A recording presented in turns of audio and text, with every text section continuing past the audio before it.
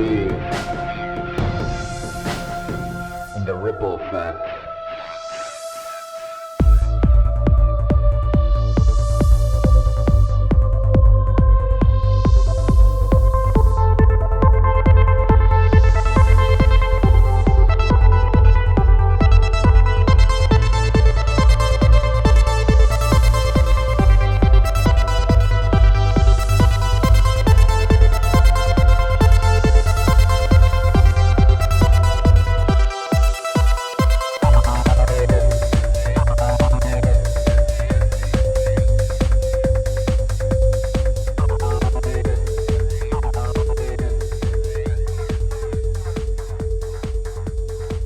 What's up?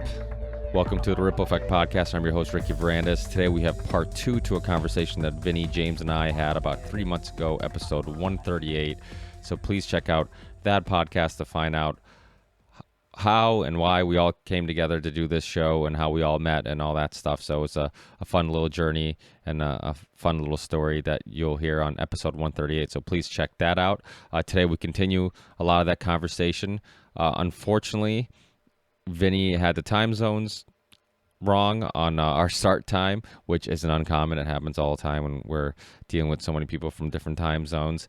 And so the show started off with just James and I talking. I was kind of trying to delay James, keep him going as long as I could until Vinnie joined us. But honestly, it just ended up being such a fun conversation that we had prior to Vinnie joining us that I'm going to share basically the whole thing. So in the beginning, it's going to be James and I talking and some of the stuff we talk about with technology and current events and a bunch of stuff. And then Vinnie joins us, and then James has to go, and then I continue talking with Vinnie for a little bit. So I think you have like 45 minutes of me and James talking, 45 minutes of the three of us talking, and then 45 minutes of just Vinnie and I talking. So hopefully you enjoy all of it, and it was a really fun conversation. I love talking to these two guys. They're just really easy to talk to, and they both have such interesting perspectives and opinions on things, and it's fun to just meet people through the internet like we have. And like I told Vinnie, and I've told James before, you feel like you've established these friendships with people that you've never actually met before in person, but you've spent so many hours talking with them that you really do feel like you've established some type of bond and friendship. So it's fun. Thank God that the internet exists during the time period that I've been alive, because I've been really, really able to utilize it to do things like this and connect with people and do my little part of starting a ripple effect. So like I always tell you guys, please subscribe to us on YouTube. You can find video versions of all our episodes. Part 1 of this conversation, episode 138, it is a video episode. You'll be able to see the three of us talking. For some reason, my software that I've been using to record my Skype conversations hasn't been working that great, so I for some reason didn't record the video Skype connection the last couple podcasts I've done, so I apologize for that. I'll try to figure that out, and hopefully the next couple episodes, if the guest calls in using video, you'll be able to visually see me and the guest talk on our YouTube channel. So just search the Ripple Effect Podcast or RV36, which is the name of the channel. Also subscribe to us on any podcast app that is available. We're there. We're also on Google Play, iTunes, all that stuff. And follow us on Twitter at RV36, Instagram at RV36, or you can find us on Facebook, the Ripple Effect Podcast. Or you can just throw me a friend request. Just look up Ricky Varandas or Ricardo Varandas, and you'll be able to find me. And I think that's it. So a bunch of great shows coming up. Hoping to get this show out soon so I can get a few shows out this week. And enjoy the conversation. Thanks again, and I'll see you on the next one. Peace. I believe in the ripple effect.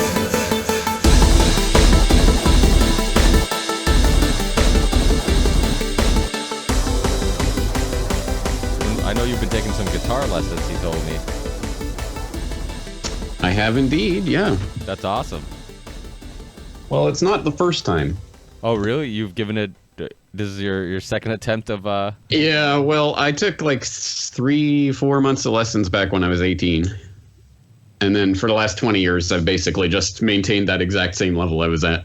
Yeah. So I thought maybe it's time to actually learn. Oh, so you did play every once in a while and kind of. Yeah. I went at probably like a decade without a guitar, but for the last 4 or 5 years I've had one. I just noodle around on it, but I thought maybe I should do more than just noodle. Yeah. So how's it been going? Has he been helping a lot with? Oh yeah. The first thing he taught me was I was just demonstrating something for him just so he could get a feel for my level, and he's like, "Oh yeah, well, you're not strumming right. You got to learn. No, you got to strum like this." And it was just so basic. I was like, "What strumming? I can strum the guitar." But actually, he showed me how to do a universal strum and instantly improved my playing. So he knows what he's doing. Yeah, it's funny, those little things that you don't even think much of. Exactly, just those little details. I'm like, I know I need help with this. I know I need help with that, but I didn't think about strumming. But hey, it actually helps. Well, that's the thing about lessons is that you probably, if you practice enough, you'll probably figure out the correct way eventually. But that road is going to. Well, that's the thing actually, because when he showed me that, at first I had to really think very hard about it, but after I got the hang of it, I'm like, I was kind of already doing that. I just needed someone to show me the proper way to do it. Yeah, that's you do kind of just hit on it eventually.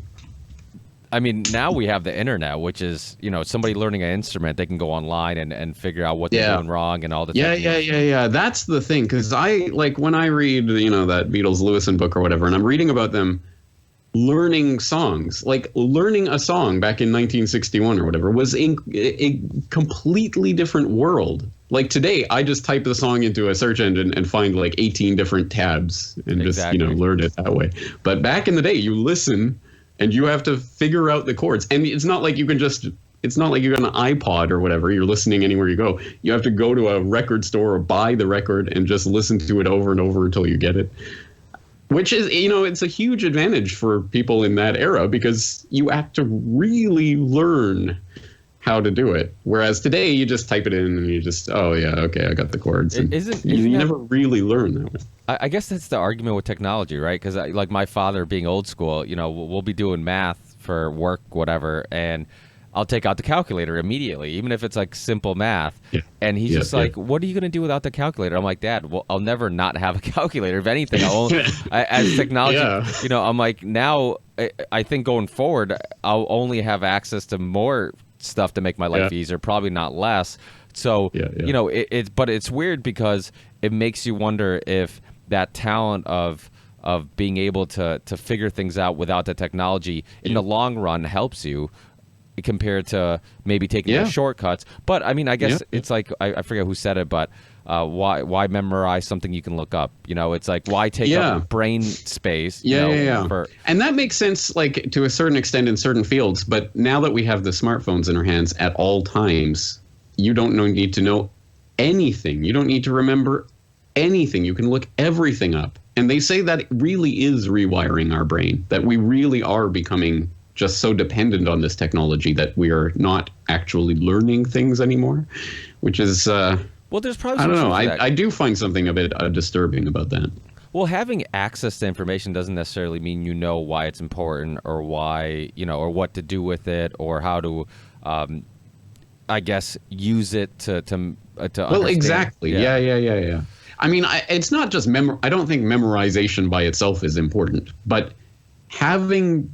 I mean, when you have the information at your fingertips without having to work it out, then you are missing a step in that process that does decontextify the information. So it's exactly like when you learn a song. When I learn a song and I just look up, it's, C, G, D7 or whatever, I'm not learning the musicality of that. I'm just reading, this chord, this chord, this chord, and I put them together and, it sounds about right.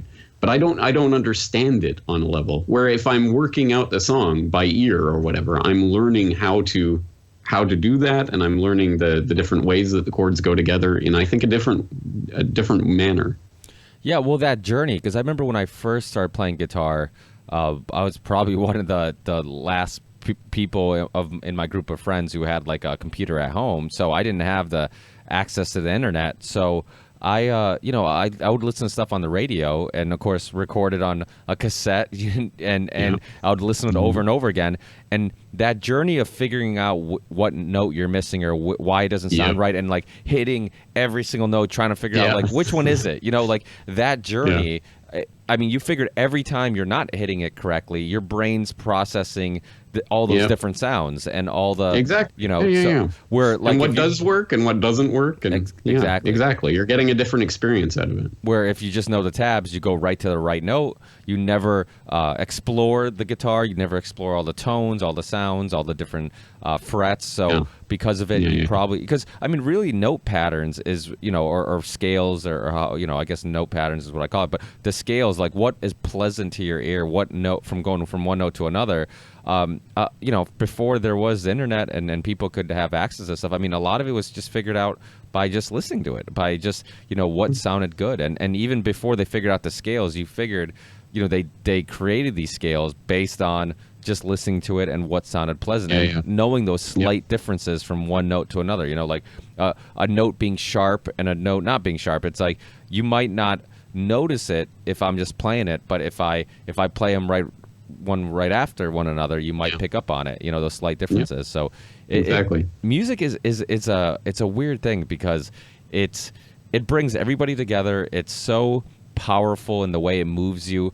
You hear comedians talk about all the time how they hate the fact that every year they have to write a whole new set, but if they tell a joke, if they're going on tour and you see them a second time in a year or in 2 years, and they tell the same joke, you're like, what the fuck? I heard this already. But yet with musicians, it's the complete opposite. Like, you want them to play all the old stuff. You play something new and you're like, what the fuck? I don't know this song. Play that old stuff I like. So it's funny how it resonates with people, and it almost can tap into that emotion over and over again, regardless, how many times you hear it, where like a comedy, it's funny and it makes you laugh, but once it makes you laugh once, it's like you can't laugh. You don't laugh about again, or at least not quite as hard. Exactly. Every time you hear it, it affects you a little less. Where with music, it can, certain songs will give you the chills, and years later, it'll still give you the chills. Still give you the same. Yeah, exactly right. It is interesting, and I've thought about that from the musician's perspective and the comedian's perspective. The comedian is always jealous of the musician, because it's like, you can just do the same song and you don't have to constantly, reinvent your set. But I think the musician gets trapped by that, because 20 years later, you're still playing the same songs every night, because it's the ones that everyone wants to hear if you've had a successful song, right? And I can understand the feeling of being trapped by your own success like that, where you're kind of chained to these things that you did when you were 20 years old, and you're a 40-year-old person now, and in a different place. Yeah, absolutely. It's weird too, just thinking about just the beginning of music, how old it is, and just how it brought people together, and even going to concerts. I remember growing up and going to like metal shows or electronic music or whatever. It didn't matter what skin color you were, what ideology you had. I mean, most of the time, I was young where you didn't even have one, but it was just nothing mattered. Like, you're all there for that one common thing, and nothing else mattered. And but there is something that's powerful about or dangerous, I should say, about really loving a musician, because I've seen musicians that will have really ridiculous views, and a whole show will be sold out, and in between a couple of songs they'll talk about Trump, or they'll talk about whatever, and they'll just say some really just kind of just picking at low-hanging fruit. You're just saying what everybody, what you're going to get some cheers for. And similar to that, like Eminem that little rap that went viral for I have no idea why. And then everybody just goes crazy. And then it reminds me of, at times it feels almost like you could get caught up in this cult, so in other words, you love this musician for their music because it touches you, but then you believe everything they say, because you love their music, because you look up to them, but they should be not one and the same. They should be completely different. You should, but it is it seems a lot like the DNC when you see everybody's there. It's so groupthink. It's so everybody's just cheering because they're so caught up in this momentum and this group of being excited about everything that what's going on. And then whatever a politician says during the DNC or the RNC, it's like everybody's like, yeah, going crazy. Yeah. And a musician, very similar. And exactly. And that's why music is always a part of religious rituals or whatever. It is that communal experience, and it does get everyone on the same page. And then there's the message that, here's what you do with this information. It is kind of a way of, I guess, getting people into a certain mental state, emotional state, whatever. Well, that they're receptive. Music without lyrics was always interesting to me. That's why I kind of like electronic music, because it didn't have any words. It didn't have anything it was trying to sell you. It was kind of like wherever the music took you is where you went, and it didn't have to be wherever the musician intended it to go. You just go, you just feel something, and whatever, I guess, maybe thing that happened in your life that was tragic that it brings you to, or whatever good feelings or bad feelings that it brings out, it's all kind of self-created, and it's not like a lyric that you can kind of dissect and figure out what they're trying to tell you. And to me, it was almost like it was much easier to self-reflect when listening to music that didn't have lyrics, because you kind of go in this trance. It was funny because growing up, I was always attracted to trance music because of that idea of like I liked driving and just being just having it kind of, it was repetitive, so it was kind of like your brain wasn't really specifically, the music wasn't specifically getting your attention because there's nothing going on that was too drastic that caught your attention. So you'd kind of get in this trance where you kind of just zone off and think about things, and it was very therapeutical to me. And so there is something about music. Well, I saw an interview. I think it was the author of The Big Short. I don't remember the guy's name, but I think it was that guy. Anyway, he was talking about when he was writing, or whenever he's writing, he creates a mixtape. I think on cassette, actually, because why not? At any rate, he makes a mixtape of whatever, 10 songs or something, and then he listens to that same mixtape over and over for the entire time that he's writing a specific novel. And he says it's because, like, once you hear the same thing, whatever, 10 times or whatever, it becomes so kind of just background, like it's almost a subconscious thing. And so he can write to it because it's so completely sort of, it's just something to kind of keep his mind occupied while he's doing something. Well, I don't know if I could do that myself, but I kind of get the idea.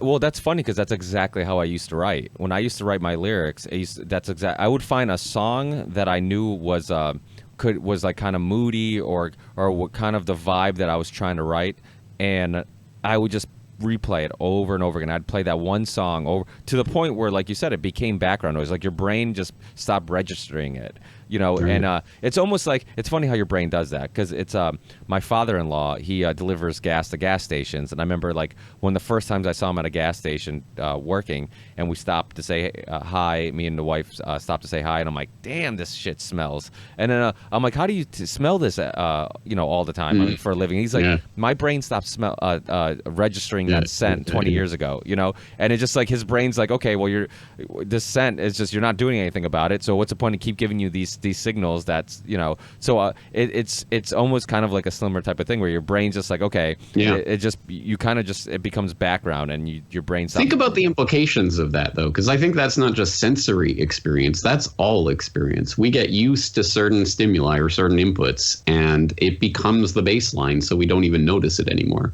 So if we're in any system, a political system or an economic system or whatever that is screwed up and horrible and weird and it's not natural or not in line with what we want, if it's all we've known our whole life, we just it just becomes the water we're swimming in, so we don't notice it. Yeah, well, it's funny you say that, because I just finished watching Manhunt, which is the Netflix, or it actually isn't Netflix. I think Discovery Channel did it, but it was on Netflix on the Unabomber case, and it's really interesting. And I usually, I'm one of those people where I'm just like, well, I can either watch a documentary where it's like real life corruption and conspiracy, or I can watch some made up shit.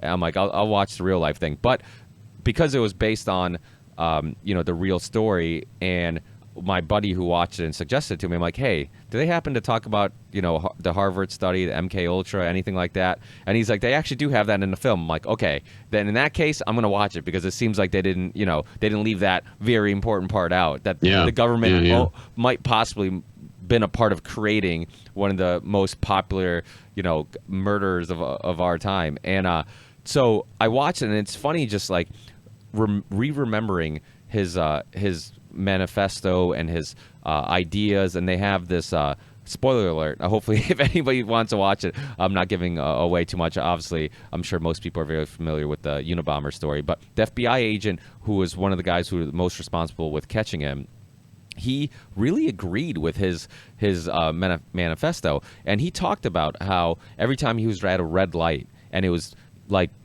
late night, there's no cars anywhere, and he's at this red light and he's just waiting there. And he's like, why am I waiting here? And he would think about this manifesto, this idea of like how technology, we think it gives us freedom, but it actually makes us less free, and and it really, it seemed, just because he obviously did some very harmful things doesn't mean a lot of his ideas. The idea, right? Yeah, and his ideas came. And as you say, he has reason to know that specifically from the way he was tortured in MK Ultra. But there was an excellent documentary. If you want a documentary on it, I think it was called The Net. The Net, yes, yeah, I know. And that's So I saw that years and years ago, and I've always wanted to do an episode on that, but I haven't put it together yet. But I really should, because it is a fascinating story. On the Unabomber. Yeah. Well, his it's so true, because I mean, just you read, and obviously he had a lot of childhood things that happened and stuff, but a lot of his philosophies came before even the MK Ultra, before he was a part of the MK Ultra stuff. This was just stuff from obviously according to his IQ, he was a genius. It was just a guy who had really interesting perspectives and stuff. I think it was the MK Ultra, him being a part of that project, was what pushed him over the edge. But prior to that, he was. I mean, I remember in the film just him just talking to his friends and his Harvard professor about his philosophies on how technology is. He's like, this is just my opinion on how I think technology is actually restricting us instead of giving us all this freedoms, and we think it's giving us freedoms, but every time we get freedoms, your modem is dialing up and you're sitting there and you're waiting. It's a red light, you're sitting there and you're waiting. You think hopping in your car is freedom, but you got to stay between these lines and you have to stop at these signs, and you got to, and it's really interesting, because his philosophy, if it was written prior to him doing all that, it might be a really interesting just piece of work. But of course, after what he did, it's like now everybody discards him as kind of a maniac. But if you look at his manifesto alone, a lot of that stuff, I mean, you almost feel bad for him in the film, because it's like he's trying to warn everybody, and that was his only way. Obviously, it wasn't a very smart or civil or moral way to warn people, but it was like he didn't know what else to do, and because he had this social anxiety, and it was his best way of getting his message across, and he knew it was the only way that his work would live forever. And but it's it does make you rethink all this stuff, and this goes back to technology. Like it almost seems like we've already decided we'd rather live in a virtual reality anyways. Like that this because if you go anywhere, and I don't know how it is in Japan, but if you go anywhere here, like everybody is looking down at their phone. You're at you're at you're at the mall, people are looking down at their phone. People are at dinner, they're looking down at their phone. You're wherever, people are looking down their phone. So what you're saying is this little screen and this virtual reality that lives in there, like you rather be there, have your attention there than the world around you. And so this idea of like Total Recall, the Arnold movie, where or even Black Mirror, I think had an episode that was like that, where people would rather live in this, put on this headset, hook me up to some machines that keep this physical body alive, but put my brain somewhere else where I can have all the fantasies I want and whatnot. Like that doesn't seem that far-fetched. I remember when Bitcoin started getting popular, people were like, oh, that seems crazy. I'm like, Kind of, but I remember when debit cards and credit cards were getting popular, and my parents, who are old school Portuguese, are like, "Oh, I'm never gonna use one of those." I'm like, "I can't see my money. That's crazy," or even online banking. They're like, "Oh, that's never gonna catch on because who's gonna put all their information online and only do the work online, and you never get to physically touch your money." They're like that's like it's basically Bitcoin. It's just digital money. I mean, it's so. Yeah. And they are right. I mean, you do spend more when you are on a card or whatever than handling physical cash because your brain can't process that in the same way. I was just at the park the other day with my boy and went past some guy who was sitting there on his phone and just going like this, just tapping his phone. I'm like, what on earth is he doing? And then I walked past this other group of people. They're all sitting there with their iPads or whatever doing this. And I'm like, oh, I guess it's Pokemon Go or whatever. I don't know. The next augmented reality. They must have found a Pokemon. I don't know. Yeah. I don't know anything about Pokemon, but whatever it was, it's augmented reality, which is the first step towards just cocooning ourselves in the Matrix, I guess. And you're right. I think the thing is, people think that this is just the technology that is making people want this. No. People, I think there is already that inbuilt desire. And there was a meme that I saw some months ago on Twitter that was really interesting. It was a picture from the 1940s or 50s or whatever, and it's just a bunch of people on a bus or a tram or something, and every single person on the tram is just sitting there with a newspaper in front of them, looking down at the newspaper. And it's the meme is something like, this newfangled technology is making everyone into zombies or something. And it's right, because we all look at this, people with the smartphone, the picture of everyone sitting there with their smartphone, but it's the same urge that's been there for a long time. People just want to, block themselves off and get walled into their own little world. And now the technology is making that easier and easier because I think that's what people want. So the technology, the engineers are making that into reality. Now, I've seen that meme, and I kind of had mixed feelings on it because I didn't know what to think of it. Like, in one way, you can make the argument that we had obviously thought that newspapers were going to be, the end of us being social and whatnot, and it didn't. We kind of adapted, and it didn't end societies and friendships and whatnot. Now, do you take away that same thing with cell phones, that we will adapt, or is this a much stronger? You see, my takeaway, that's interesting, because I see that interpretation of it. My takeaway is we've always wanted this. But now it is possible. We've always been stumbling or trying to find some version of this, but now it's technologically possible to do. I think it's just the same thing that people have always kind of wanted, is just to have their own virtual world. And now, hey, you can. Yeah, that's kind of. And then can't you make the argument with you can't. I mean, it's similar to Skype, for example. You've done in-person interviews with people, and there's a connection that you can't recreate with Skype. There's a comfort level. There's something. I mean, I don't even know if I can describe it, but everybody understands it exists. I mean, it's the same reason why people still would rather be in the room during a meeting than just Skype me in, or a conference call, or a concert. Yeah, exactly. Why do we go to concerts? Especially, I mean, at least if it's rock music, metal music, or whatever, where there's actual musicians, it sounds different live. But if it's a pop musician, they're literally playing digital music in the background, then really there's absolutely and lip syncing. And lip syncing. There's no reason but there is something about seeing the person and being a part of some energy that you can't really describe. And I wonder if we think this is what we want, but when we get it, we're going to realize it's not quite the same. But we can play tricks on our brain. I mean, look at breast implants, for example.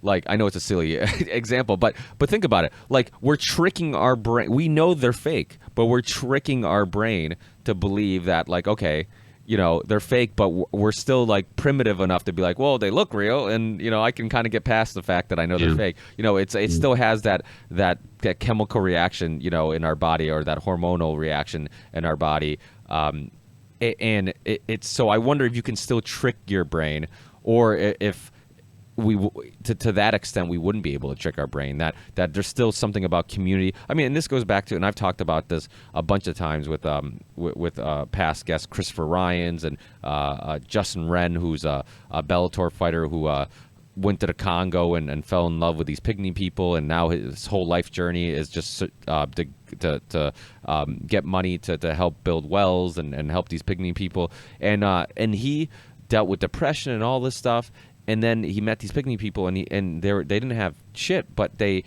were happy and they were together and there's community, and he fell in love with that. And we talked a lot when he was on about like just seeing these tribal people who don't have any signs of anxiety or depression and none of this stuff, and yet we have everything material wise, and are trying to self-medicate with prescription drugs and alcohol and vaping and all this stuff, and so I wonder if that's because there's something about the community and I think you and I have talked about the suburbs and how this idea how unnatural and how unhappy you can be when you pull into your garage, you don't know your neighbors don't know you work at a cubicle, you have no interaction with people, and that I just think that alone I think is a huge cause of many of our issues, this lack of connecting and being around people, and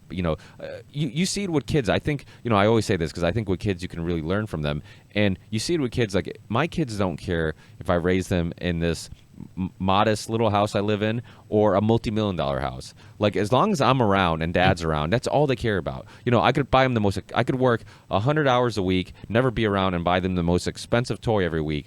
And when they get older, they're going to be like, Dad was a shithead, he was never around. But I could be homeless, living in a car with my kids, but I could love them and be there for them and play with them and laugh with them. And they're going to look up, when they get older, they're going to look back at their childhood and be like, Dad was awesome. He did everything he could. So those material things don't mean shit. It's about being together in that community. Yeah.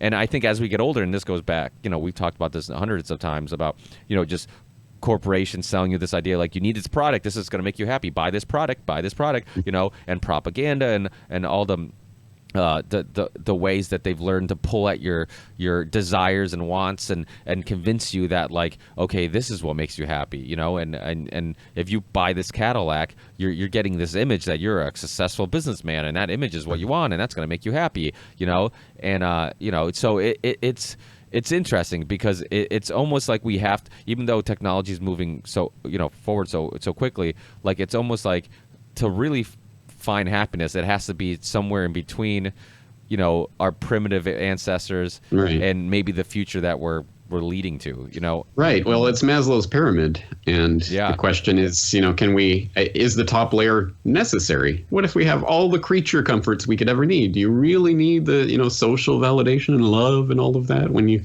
have Facebook likes and you're popular on YouTube? Exactly. What are people chasing? And I think you hit on such an important point, because the fundamental question, which it all goes back to and it keeps going back to, is what does it really mean to be human? Because we can be just robots or, animals or whatever. And that the worst part about all of this is that it's not just that the engineers who are working on these technologies are playing into the things that we want. They are exploiting loopholes in our brain or in our programming so that we become addicted to these things. And that's not speculation. There was an interesting article up on Axios.com a month or two ago.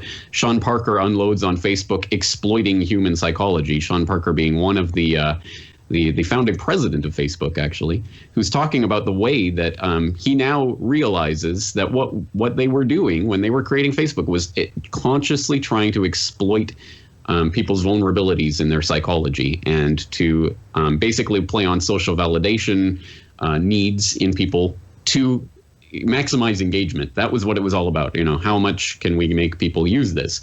And now he's saying it's gone way too far. This is crazy. I wouldn't give this to my kids. It is rewiring people's brains in ways that we can't even comprehend yet. They are basically, it is very much like the old behaviorist experiments with pigeons or whatever. We can make them do this, we can make them do that to try to get their pellets, and suddenly we can have pigeons that know how to, do counterclockwise turns and whatever to get the food pellet. You can make people do certain behaviors and get them habituated into certain patterns. just by giving the right validation here and there. And that's exactly what is being done to humanity on a human-wide scale right now. And the question is, can we transcend that? I mean, is there anything above that is the essence of humanity that makes us different than those pigeons and rats and lab animals that can be trained? Or is there something, is there something we can tap into that transcends that? And I'd like to think there is, but it has to be a conscious decision to do that. We have to consciously break the programming, because otherwise it is so easy to get trapped in this and never understand why we are so empty, why our lives feel so impoverished, why we don't feel happy, why are we constantly sad, even though we have all these incredible, wondrous technologies that make life so easy, that would have made, people 1,000 years ago would have marveled at the things that we do on a daily basis. And here we are in this and nobody's happy. Why is that? It's because there is some essence to humanity that is different than just our base animal needs. And if we don't recognize that, if we don't break the programming, where does that leave us? It leaves us unhappy and ensconced, cocooned in this technology shell, this illusion of freedom that is in fact completely prescribed. Our lives will be exactly within this cocoon, and don't try to break out of the cocoon. Well, that's the thing. Even with you hear certain people talk about order and all this stuff. It's really like a false idea of order, because it's like, we need government, we need this to have order, or there be chaos. And it's like, well, do we really have order? Because, okay, we have a court system, we have police officers, we have certain things that we say, these things are necessary to have order. But those things are really, they're easily manipulated. For some people, you have to follow these guidelines. It's, you have to go to court. But if I know the cop, he'll let me off. Or if I can afford a really expensive lawyer who can find a loophole or knows the judge. So it's like, this order is just like, it's for everybody who doesn't have the resources, But it's a game. Yeah. It's a game, and you can break the rules if you're the person making them, right? Exactly. Yeah. And that's the thing, the use, it really is. It's fucking crazy times. And it's, I think these conversations are super important, because there isn't quite, it's not really quite sure what the answer is. It's like everybody's kind of just throwing out ideas and nobody's quite sure what the answer is. But you have to challenge them. You have to challenge everything, and you have to challenge your beliefs. You have to challenge other people's beliefs, and you have to search for those answers. And I think that journey is so important. And I think too many people, like you said, they kind of just become sheeple. They just go with the herd, and they just, ignorance is bliss. And I don't know. I guess it's always interesting to me, because I'm so, and I've heard you talk about this, because I think our wives are very similar.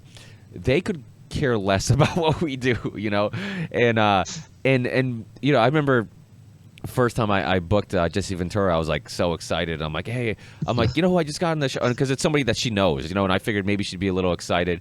And of course she's like, yeah, anyways, did you take out the trash? And it's, and it's just to me it's weird, because I try to sometimes analyze it, and I'm like, I don't know, is she happier because of it? But in a way, could I live like that? I couldn't live like that. Like, to me, I created this podcast. So similar reasons to why you're doing what you do is because you feel like you maybe don't have I don't know if you feel like you have obligation, but I feel like, to me, it's just like there's something missing if I'm not trying to do something to make the world a little better, even if it's just a little bit of change, even if the effects of my doings are very little. I can't sleep at night knowing that I'm just going to a 40-hour-a-week job, and I'm just doing, going along with the herd. And but there's a trap that we could fall into here in thinking that what we're doing is making the world a better place, and what people like that are doing is just kind of sleepwalking through life. But no, don't sell that short. My wife is making a wonderful home for my family. That is making the world a better place. That is contributing to the next generation that is going to grow up to either be loving, caring individuals, or, little brats. And thankfully, with a loving wife making a nice home, that is helping the next generation. I think there has to be a place for all the different types of people in society. And my ideal for a future that I would like to live in would be a world where not everyone has to be, constantly activist and concerned about these things and worrying about this and that. It's a place where people can be, just interested in creating a better home. That should be a way that people can live their lives if that's what they want. And that's, I think, what we have to aim at, is to recognize that everyone has different tastes and interests and things that they get excited about, and hopefully create a world where that can coexist peacefully and happily. Vinny, I was thinking 7:30 Pacific time. Am I wrong? Yes, we are talking now. 4:30 Pacific, 7:30 Eastern. Are you? How much longer are you available? He said he could be ready in 5 minutes. I guess we could do what you're available for till what, 8, a little past 8 or 8:30 or 8:20? What time is it for you right now? It's 8 o'clock now. Okay. I can do another half hour. Okay. Yeah. So I fucked with the time zones. Common mistake. We all do it. Yeah. Okay. I'll just tell him no problem. I've been doing this for a decade. I still do it. Yeah. Same here. Join in when you're ready. You know what messes me up? You guys change your clocks, and we don't. So that is another thing to mess me up. Oh, that's right. Yeah. It's because it's funny how many guests I've had to clarify like over and over, because I'm always worried that the guest is gonna think something out like a Pacific time or Eastern time, and I'm not. So I'm always like, this time Eastern time, and I'll put in like big letters, and they're like, oh shit, I thought it was, and I'm like, I clarified, but but it's. And I used to, and when I was emailing people, I used to use EST or whatever, Eastern Standard Time, but there's Eastern Daylight Time, and I don't know what it is right now, and what's it going to be 6 months from now, so I just say Eastern or Pacific or whatever. Well, I still use the EST, but wait, is there an Eastern day? Oh, because some. Daylight savings versus standard, whatever. Yeah. So what is it right now? I don't know. Whatever. Yeah, it's 8:10 here. Yeah. So that's interesting. But that's probably if it hasn't fucked me up, it's gonna fuck me up in we should just use Greenwich Mean Time or something. I don't know. Yeah. Just use one universal time. We should, because at the end of the day, does it matter? Like, does everybody have to go to work at 7? Like, what does it? Well, who cares if it's like whatever time it is there? It's 12. For me, yeah, whatever. Okay, so you work at 12. But hey, that's globalism. Be careful. Yeah, that's I hear it. That can, that's one of those things where you can make the argument that it's like, oh no, we should all have our own thing, and I mean, and this goes, this goes back to, when you look at anarcho-libertarians and stuff like that, how it and you being somebody who subscribes to much of that philosophy. Because, and when this goes to us being tribal and whatnot, it seems like at the end of the day, we're always going to end up creating tribes. And in that tribe, do you feel like we're just eventually always going to end up choosing some alpha to be the leader, and we're always going to have some type of, I guess government wouldn't be the word, but some type of order in that sense where, and the other thing too is like we always have this idea that people don't want to follow, but people do want to follow. There's a lot of people who are completely okay with like, hey, I know I'm not capable of doing this shit. I trust that guy. I'm going to follow him, and I'll let him be the leader. Yeah. I think, absolutely. Humans are tribal, and there will be some sort of structure and authority structure, but the question is whether that is voluntary, and that's the only thing I care about.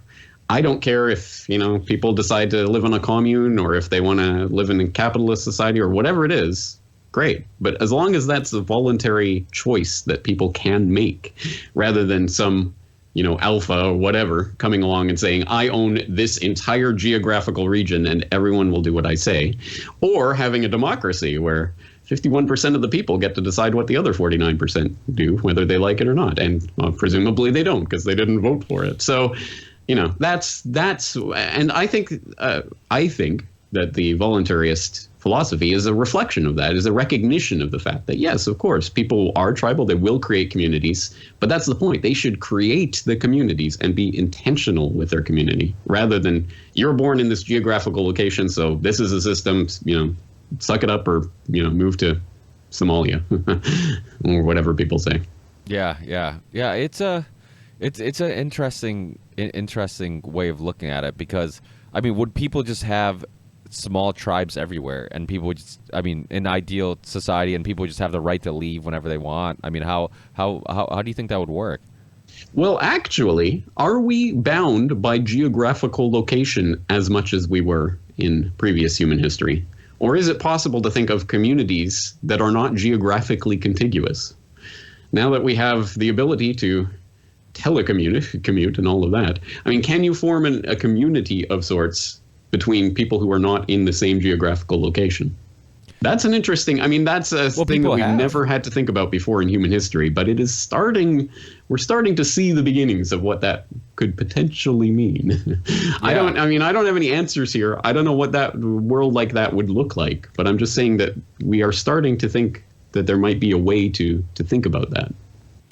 Yeah, that's true. I mean, because we think tribes and communities would always have to be physically, together and whatnot. But now, I mean, people start Facebook groups, and people start, websites where Reddit groups and whatnot, and people talk, and everybody. And think about that in your own life. I mean, how you or your friends, how many people have communities that they feel more a part of that they've maybe never even met than the people that they actually meet on a daily basis? Yeah, I think for me, 90% of the people I interact with aren't physically here in Japan. Yeah. And it's true. I mean, I think that's one of the reasons why podcasts like yours has become so popular, because Vinny. Hi. Because Vinny. So sorry, guys. I had my time zone screwed up, and I was out getting a roach motel, so. Oh. No problem. So, yeah, we were talking about community, and we started talking about music and stuff like that, but we initially started talking about James and getting some guitar lessons, and I didn't know that he always was a guitarist, that he that I thought this was a new instrument he just picked up and whatnot, but it was it's not. He's actually been a veteran who just wanted to learn some new tricks. Well, a veteran. Well, Vinny's going to unteach me all my bad habits. So. Right. Thank you. I have to deprogram you. Yeah. Like I have to do most musicians anyway, so no worries on that count. You're not special, James. Never thought that I was. Certainly not when it comes to guitar. So yeah, Ricky. Oh, I'm sorry. Yeah, no, go ahead. Go ahead, Vinny. I was surprised too. I didn't know James played guitar. I thought he just liked the Beatles. And then one day I had posted a video, and he says, "Oh, what was your comment? Something like the guitar teacher I always wanted, or something like that." So I wrote to him. I said, "Hey, we could do the Skype thing, and the rest is history." So, yeah, that's well. Actually, didn't James also ask you to analyze one of the Beatles songs? Did you ever end up giving him that explanation? Mm-hmm. As a matter of fact, yes. People who haven't seen it yet, in my newsletter from November 18th, When Robots Rule the Markets, that conversation is there. It's a subscriber-only video that people can watch. It's a 40-minute conversation on You Won't See Me by the Beatles, which is a 3-minute song. So, but it's one hell of a conversation, I think. That's awesome. Yeah, that's always interesting. So when you dissect a song, are you really looking at it from a musician's perspective of just musically or lyrically also? I was brought up on the Beatles, and the Beatles in the beginning were more concerned about the architecture of their songs, and they thought the lyrics were almost secondary to their music. They'd like to do plays on words and things like that, but it wasn't until they got hip to Bob Dylan that they realized, hey, lyrics can mean something, and they can be profound and poetic. So I'm in the habit of not listening to lyrics. I've been like this all my life, which is funny because the music is the vehicle for the lyrics. The lyrics should be the most important thing in a popular song, but well, maybe I can see the other side of the controversial statement. Yeah, because Ricky was just talking about this. There we go. All right. Yeah, because I think it's interesting you say that, because I always felt like you see it. I mean, you kind of see it now with kind of melodies that are catchy and music that's catchy, and people just completely ignore the lyrics, and then when you read the lyrics, you're like, wow, those are really awful lyrics, but it's catchy, and you don't pick up on it because you're just kind of humming to the theme. I get that too, but I also understand the fact that the music should really, I guess it shouldn't be just a background, but it really should set the mood and the lyrics, because some musicians, and I've had a lot of musicians on the show, some musicians, they'll write lyrics, then write the music to it, but other people write the music and then write the lyrics to the music, so the feeling of the song it already exists, and then you write to that, but I can kind of see, I can see both sides, because when I used to write, I used to write the lyrics alone, and not I didn't write any music to it yet, because I wanted the words themselves to be as this was kind of my thinking, was the same way that spoken word can be powerful with no music. To me, it's like the lyrics should be that powerful that the lyrics alone should be able to move you. Now you add music to it, and it would take it to another level, and that was always kind of my thinking. Does that work? Yeah, sure it does. I mean, when you approach composition, you could take it from so many.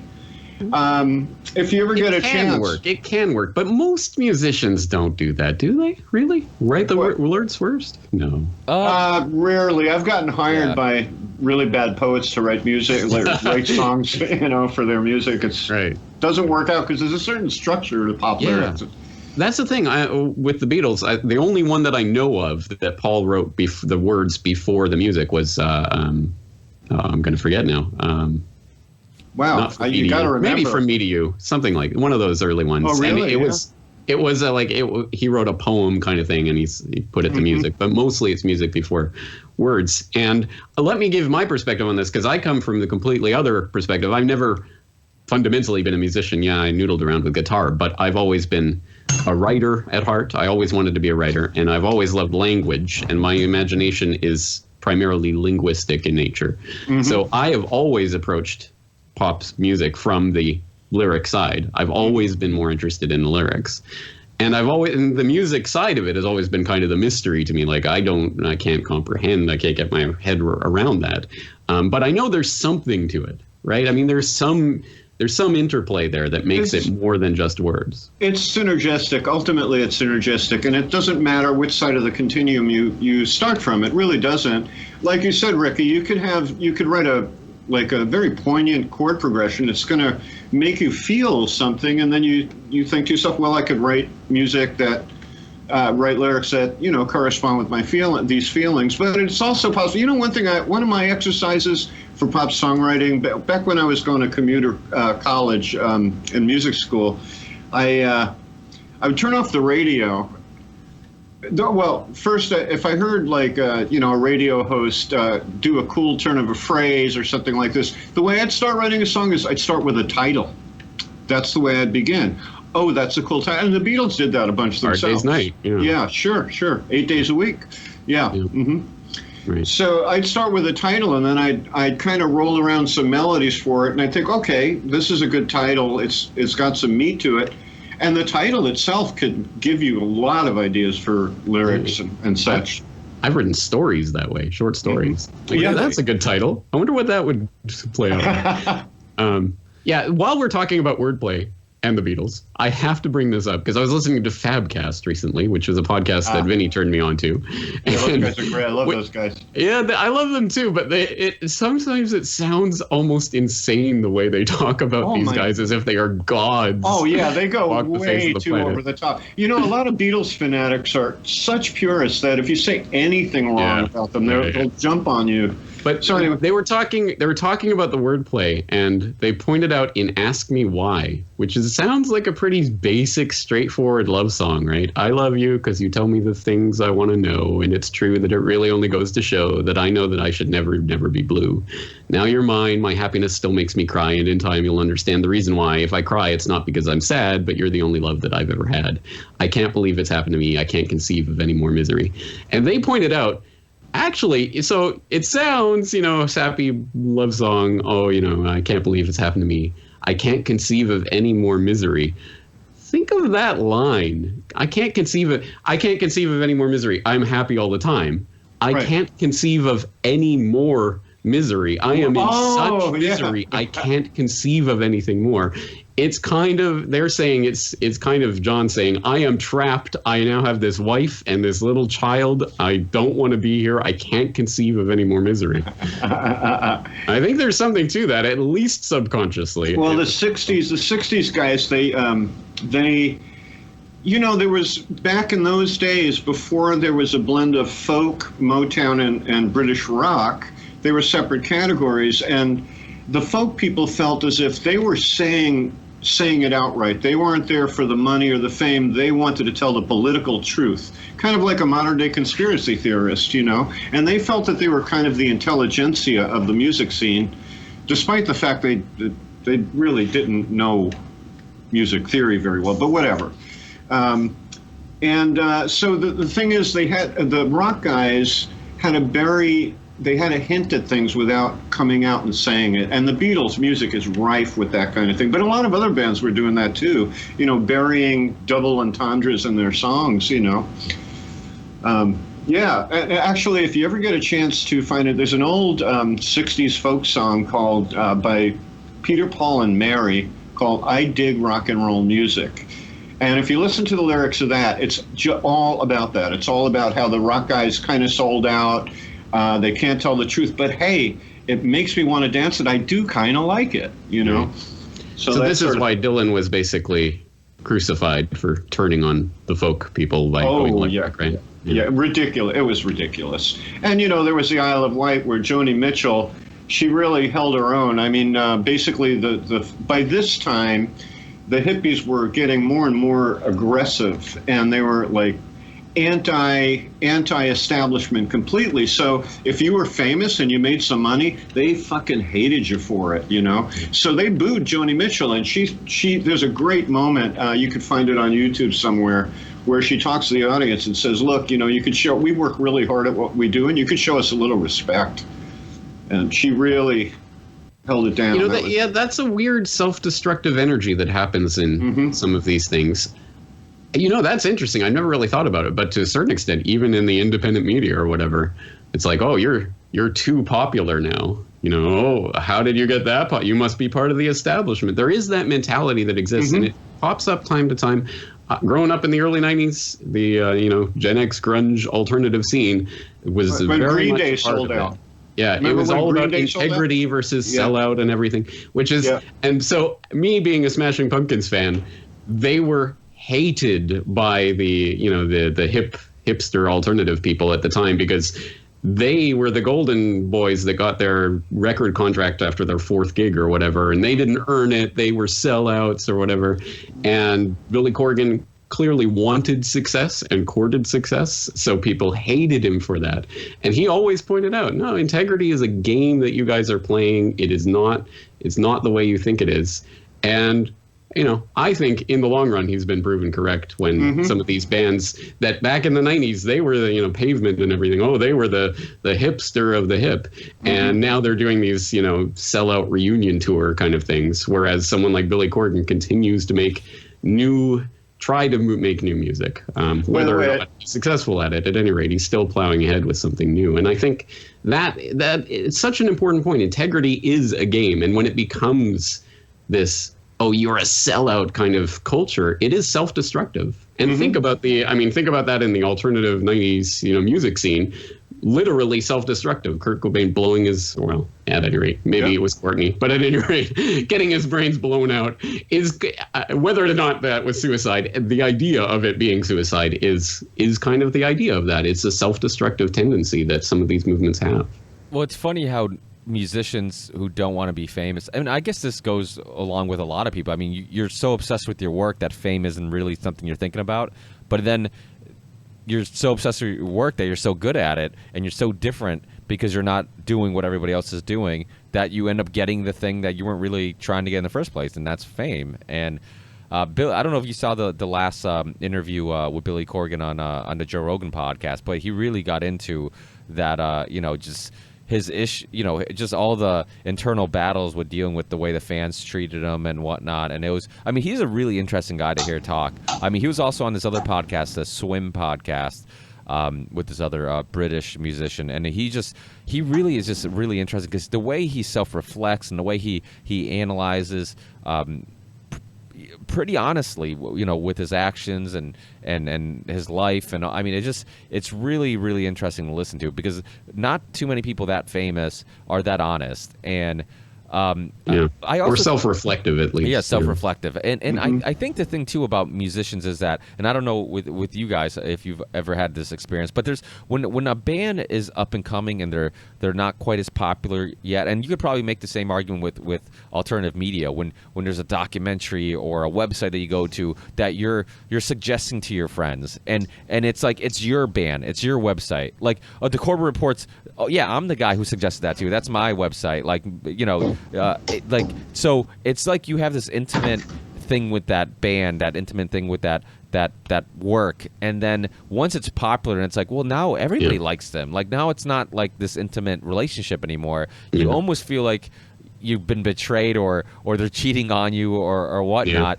and because of it, I think we end up turning on that musician, and being a musician, I mean, a lot of musicians say you spend a lifetime writing your first album, then you have like a year to write your second album, and then they wonder why the second album isn't as good as the first album.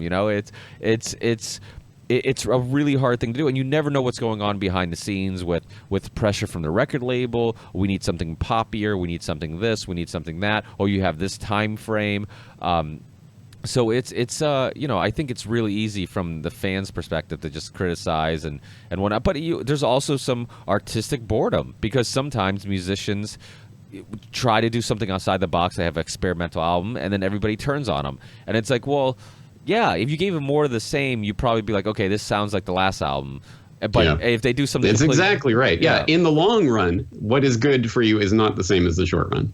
So in the long run, it's going to be good for you to continue to explore new areas. The thing that made you want to do it in the first place, the newness, the freshness, the going for new things, the thing that made you popular in the first place is exactly what the fans don't want as soon as they see, this guy does this really well, now do this forever. Yeah. And, I can see for a real, true pioneering artist how completely limiting and trapping that is. You must be this way because this is the way we want you.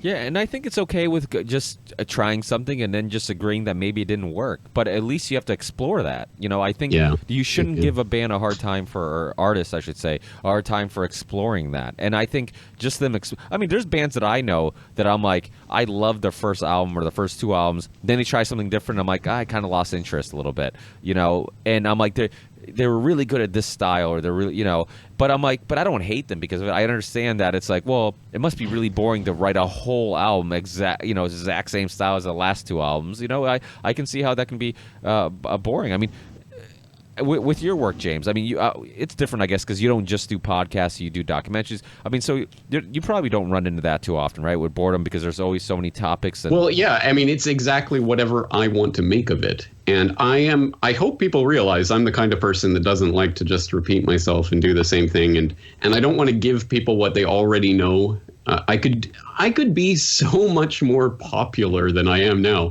if I just followed every conspiracy trend and told people what they wanted to hear. And just there was a point when I did the 9/11 5-minute video that became my most viral video and everything. When I did that, I recognized during that week, as that started to go viral and hundreds of thousands and million people had seen it, it was just crazy. I'm like, I could make this a thing. I know I could do this 5-minute video. I could do one a week for the next, 7 or 8 weeks or whatever. I could get my channel really exploding, really popping. And I'm sure I would have more subscribers now than I do now if I had done that 7 years ago or whenever it was. I consciously knew that. But I also at the time, I'm like, no, what makes this particular video so great is that this particular subject works so well with that particular way of putting it. That just worked so well. It's lightning in a bottle. Yeah, I could do the same thing and people would click on it and it would get attention and I'd become known for it. I'd be the 5-minute conspiracy guy or whatever. I could make that a thing. But I made the conscious decision not to do that because no, I did that for a specific reason in a specific way and it worked and great. And now let's do something different. Mm-hmm. So I know I could be much more popular than I am, but that's not what I'm going for. I'm going for hopefully something of more depth. Well, you've done similar videos for other topics, like short 5-minute videos. Have those been equally successful? Yep. No, not anywhere near as successful. If I'd done them one after another, like in a series, in once a week or whatever, it could have been, a thing.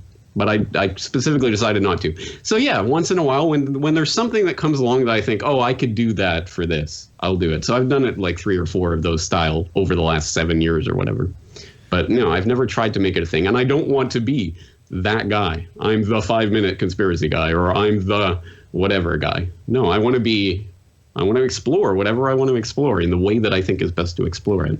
Well, it's funny because this all intertwines, like some of the things that me and James were talking about before Vinny joined us, with this false sense of freedom. We think we have freedom, but we're just these machines kind of running still, in place on a wheel.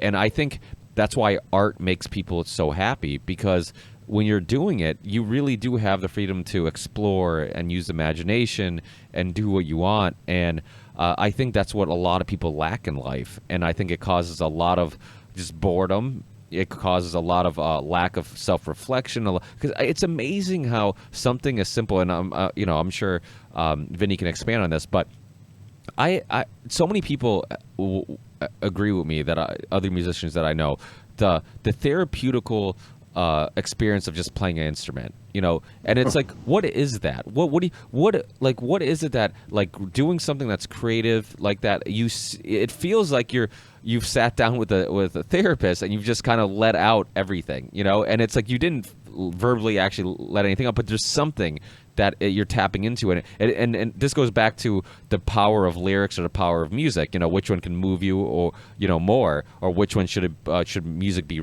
I guess, focused around. And, music alone, I mean, you can speak with the guitar, as my guitar gently weeps, it's the idea that you might not be good verbally at, and language can be very restrictive, and some people aren't very good at it. Some people can lack the ability to find the right words to describe what they're saying. But you pick up an instrument, if you're a musician, you feel like you can do it with the instrument, right? Mm-hmm. Yeah.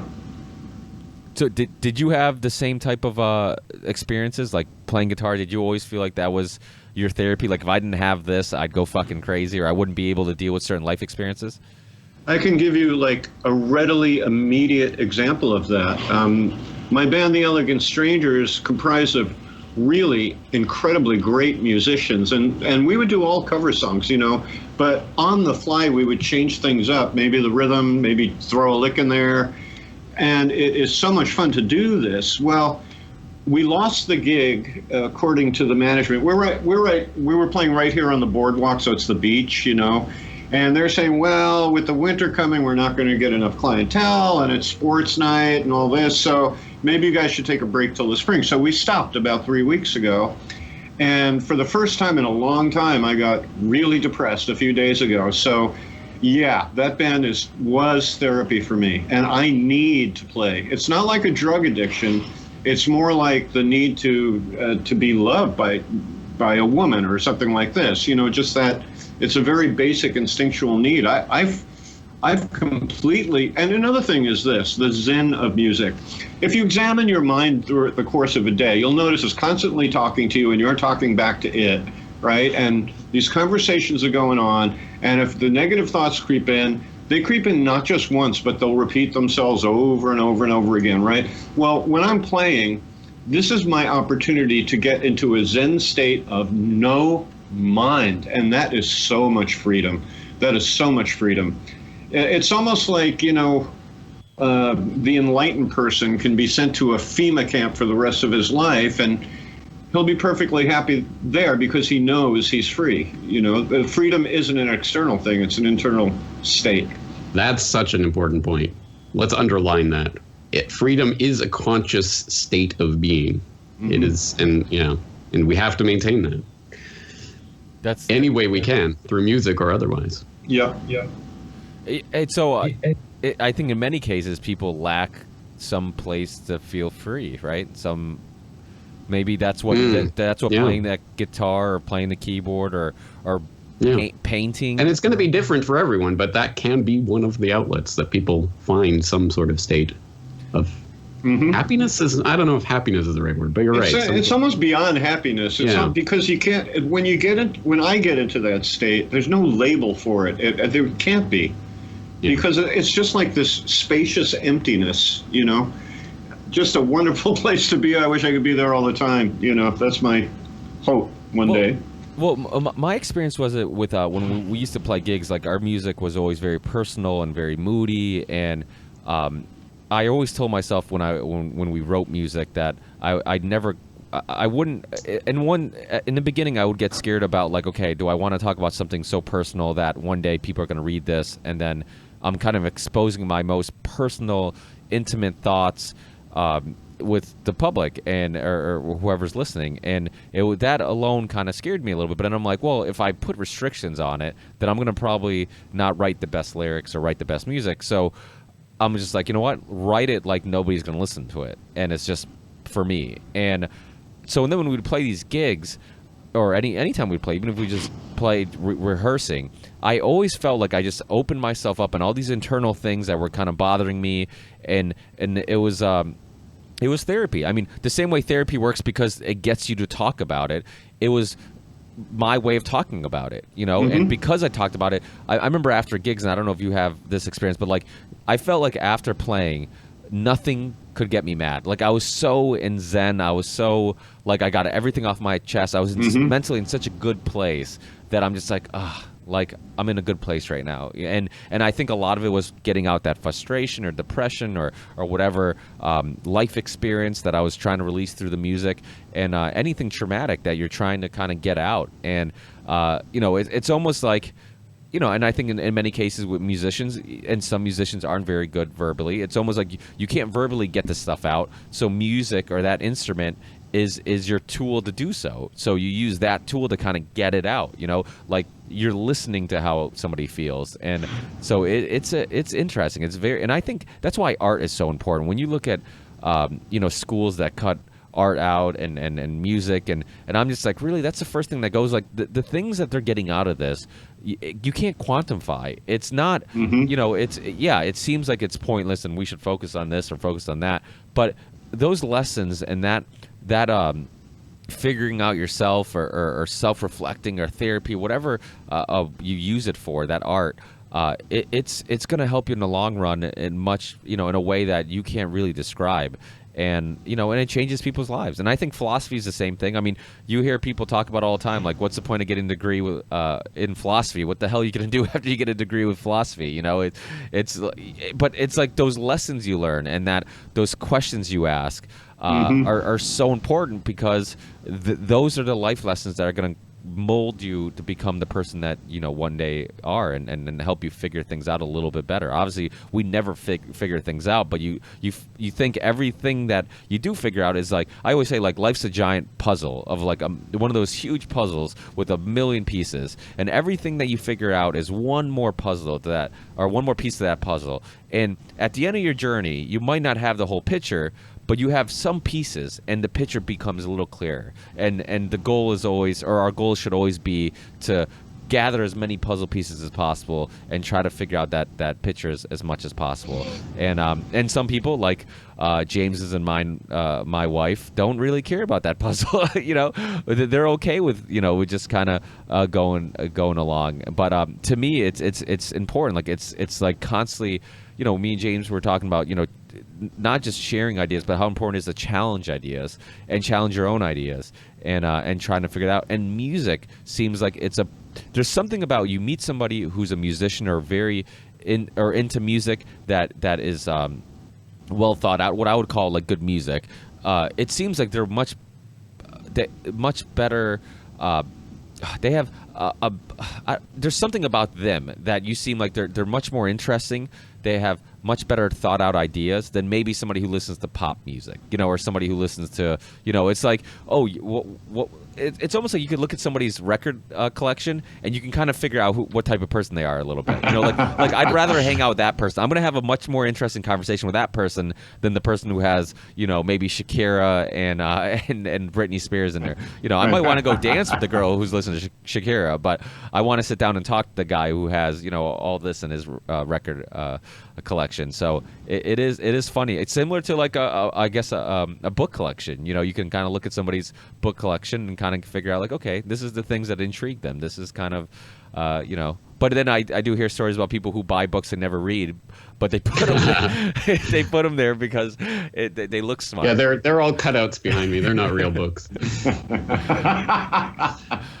Well, Ricky, one thing you brought up about the puzzle, I lately the way I've been feeling is I am so different from the general run of humanity. Like lately, I feel like a complete alien at this point.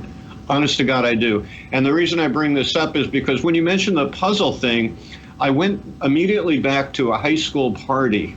Must have been, I don't know, 16, 17 years old. And it was one of those, it was a graduation party, yeah. So it was a wild debauchery, getting drunk and smoking weed and all this stuff, And I have always been the philosophical type. And I don't mean just like reading philosophical stuff. I mean, I'm experiencing life. Even back then, I was experiencing life philosophically.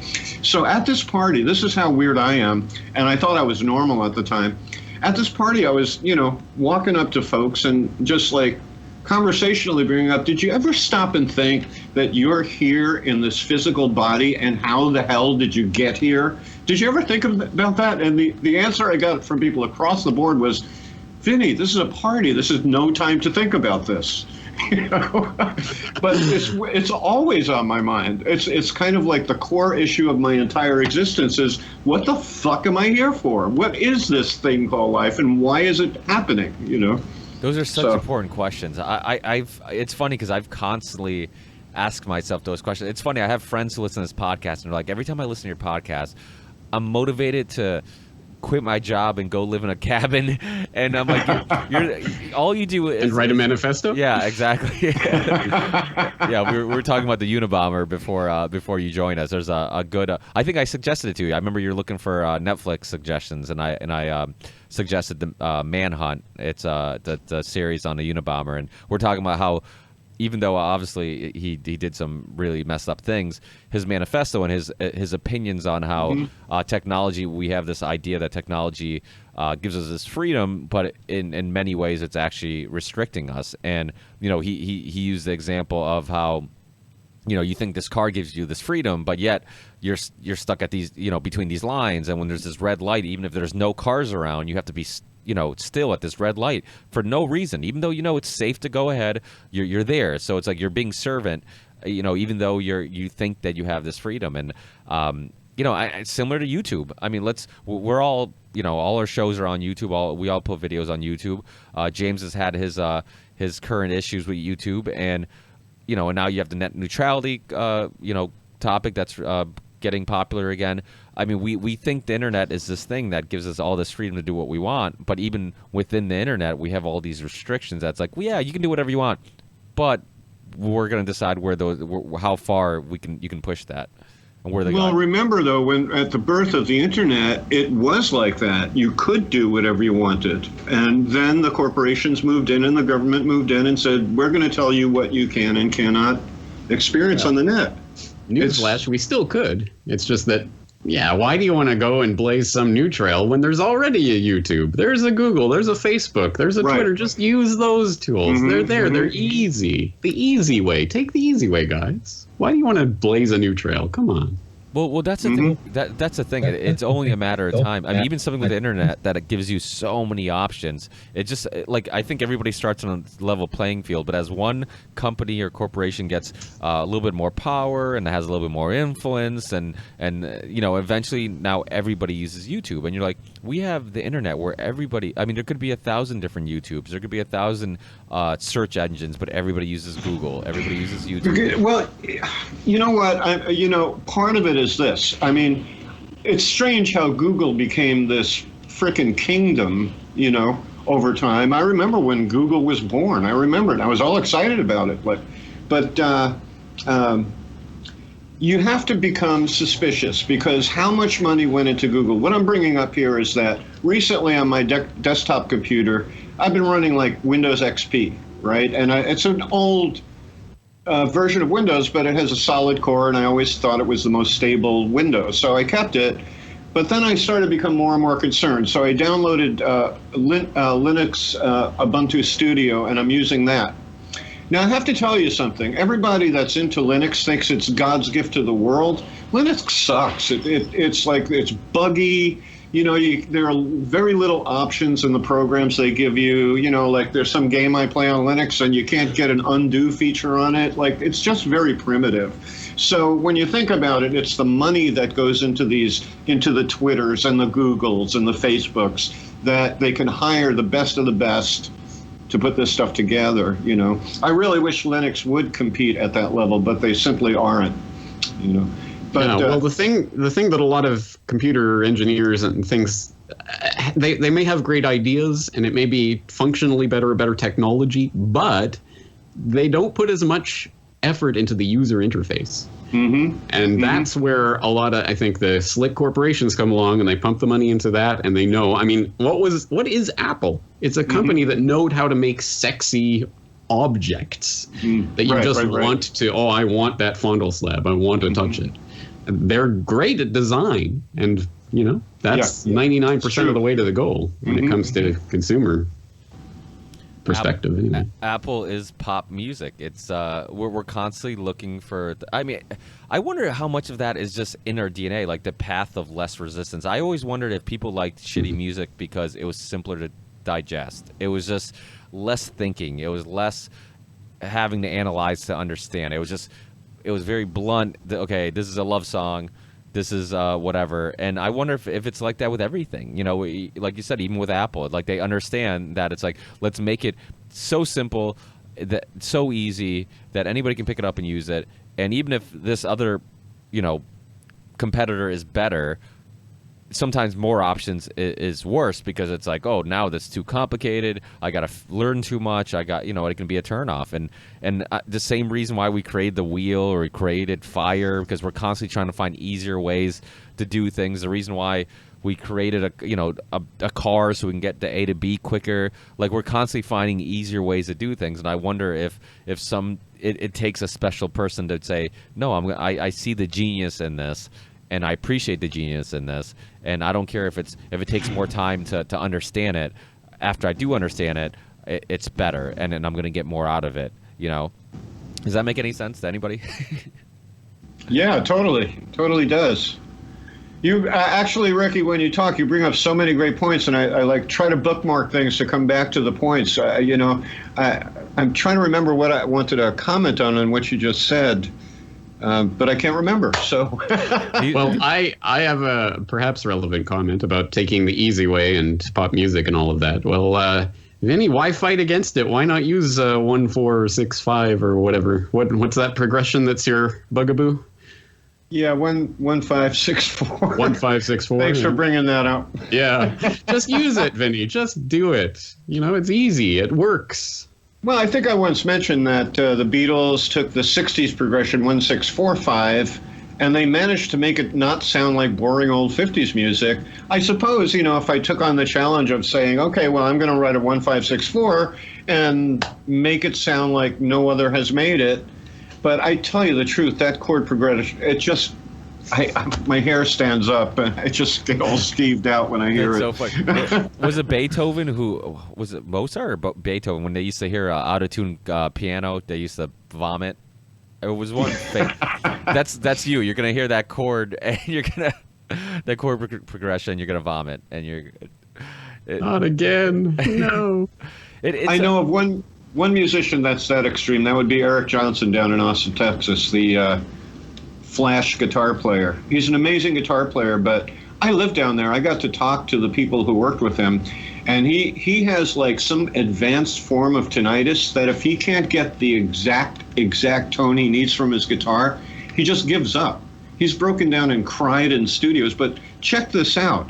I mean, you know, the cable that connects to your amp, He claims he could hear the difference if you plug this end into the amp and this end into the guitar. If you were to reverse it, he can hear the difference. I had a luthier who built one of my custom guitars down in Austin, and he was Eric Johnson's luthier, and he had this block of wood. Did I tell you about this? He had this block of wood with a bunch of little screws labeled 1, 2, 3, 4, 5, 6, 7, 8.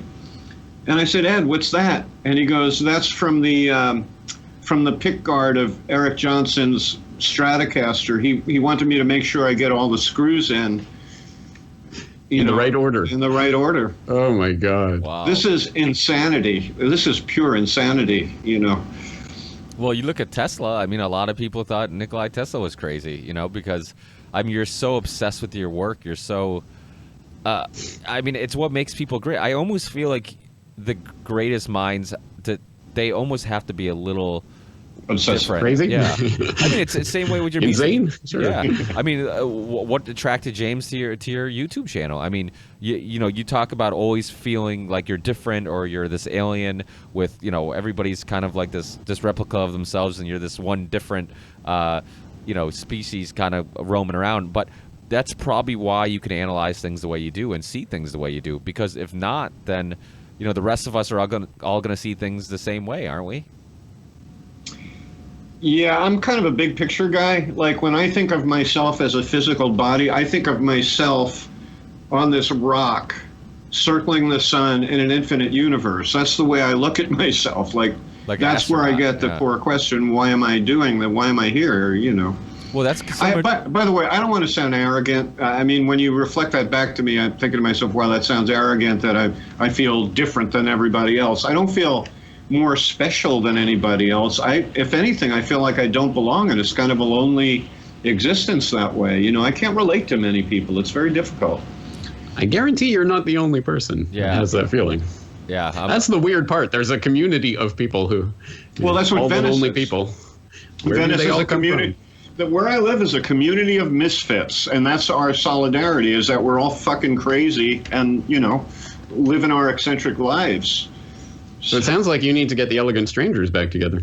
Oh yeah, yeah. Well, how's are you, is Kratom still helping out?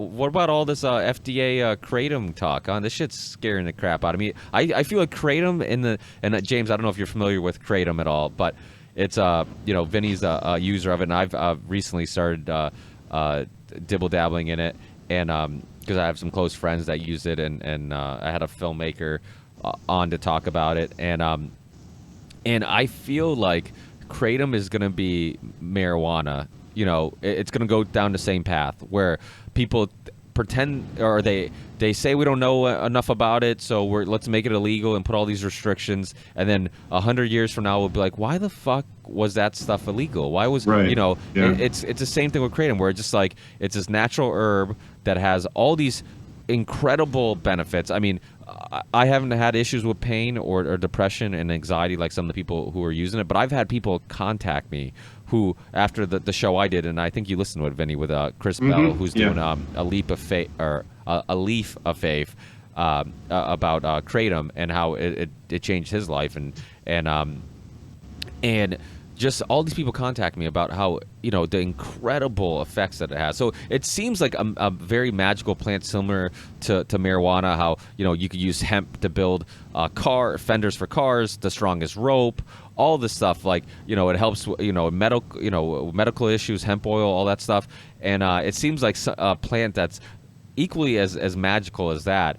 And immediately it's getting talked about, like, it's there's some deaths. Have you heard about that? Like, people are connecting some BS. Yeah, I mean, I just have a hard time. I mean, this seems like there has to be more to this story. It seems like yeah, please. Let me comment on this, because my first reaction, being a conspiracy theorist, my first reaction is, it's big pharma. They're afraid of the competition. Here's an herb that could work better than all their pharmaceuticals and isn't dangerous. And it doesn't put you to sleep. It keeps you awake, At first I thought, but just yesterday I was thinking, you know what? There are some things that aren't conspiracies. This could just be the stupidity of bureaucracy.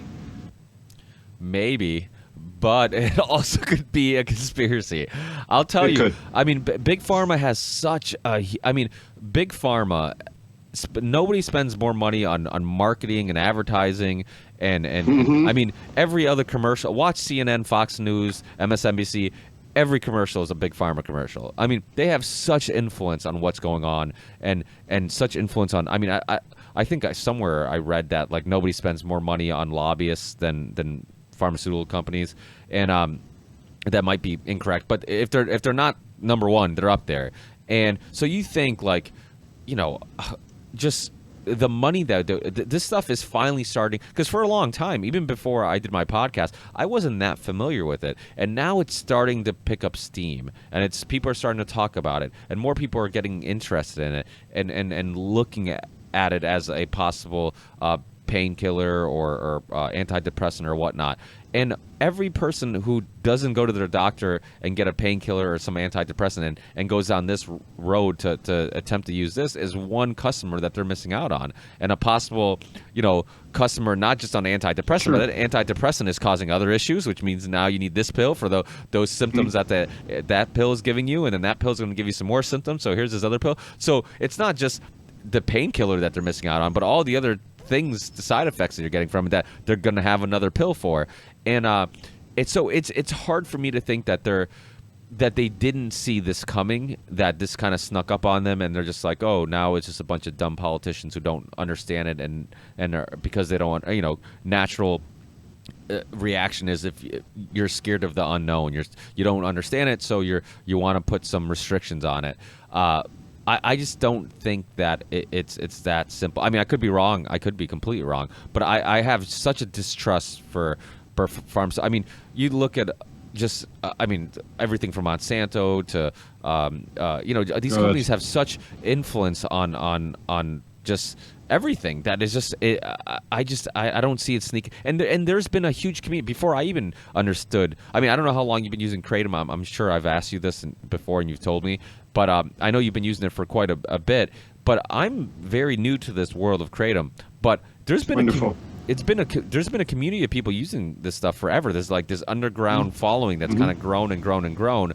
And so I wonder if Big Pharma doesn't have their hand on, you know, some researchers or some people just analyzing some natural remedies that they have to, you know, some fires that they have to put out, you know, the same way Monsanto would go to a farmer who didn't use any Monsanto seeds, but you know they were next to a farmer who used Monsanto seeds, and some of that brush got blown into their yard, you know, their farm, and now, you know, technically it's Monsanto seeds, so now they sue them. And it's like, it sounds Right. crazy to think that you would actually hire an investigator to go harass farmers. Yeah. But it's like, Yeah, it's outrageous. so my point is like, there's things that, I mean, it seems like there's no path they won't, you know, nothing they won't do to try to maximize all profit. And if that means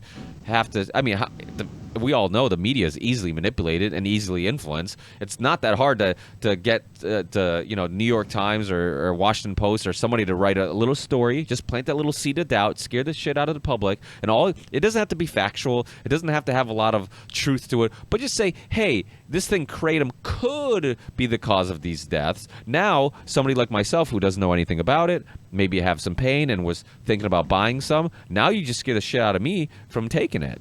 You know, so I mean, that's all you have to do. Is just, you know, plant that little seed of doubt, scare the public a little bit, and then all of a sudden that has a huge impact on their quarterly gains, and that's all they care about. You know, because that's a huge part of the population that is going to be. Because I've had people email me, people ask me, hey, have you heard about this story? You know, what do you think about it? I'm like, honestly, I can't say it's true or not true, but I have a hard time believing that this many people have been using it. There hasn't been many cases or any cases that I know of any people a death directly caused by it. And all of a sudden, now that it's picking up steam, that there's, you know, it just seems. No, there's something to that. I mean, the news is starting to put out Kratom deaths all of a sudden because Kratom is becoming popular. It's hitting the mainstream now. But yeah, there's something to that, definitely. No question. Guys, I'm going to have to bow out of this conversation because it's already half an hour over where I was hoping. And I really have to get going with my day. But if you guys want to keep talking, please do. If I hang up, it's not going to disconnect you guys, is it? No, I don't believe so. No. All right. James, are you still on for 8:30? Sure am. Okay. I'll be there. Yeah, all right, cool. All right. I got a guitar lesson to get to. Oh, tonight? Awesome. I better practice my pentatonic. All right.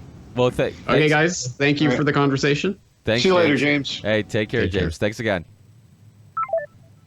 So what do you think, Ricky? About what? About shall we continue on for a little more? Yeah, we might as well talk a little longer. I got probably another 10-15 minutes, but yeah, this. All right. Yeah, this. I need a dinner break soon anyway. Yeah. But let's at least talk a little more about the Kratom situation because it's an issue that's close to my heart. Yeah, well, that's why I brought it up because everybody it's the people who have used it, and this is how I know it works because the people who have used it are so passionate about the issue and so passionate about it that you're like, there's no way that that you could tell this thing has completely changed their lives and helped their ability to be happy, their ability to live and their wellness, and it just breaks my heart to think that the government, who doesn't know anything about it, would make it harder for people to get it just based on maybe, who knows? I mean, they should be doing autopsies, and if you can't directly link it, I mean, people die from alcohol overdose. I mean, are you making alcohol illegal?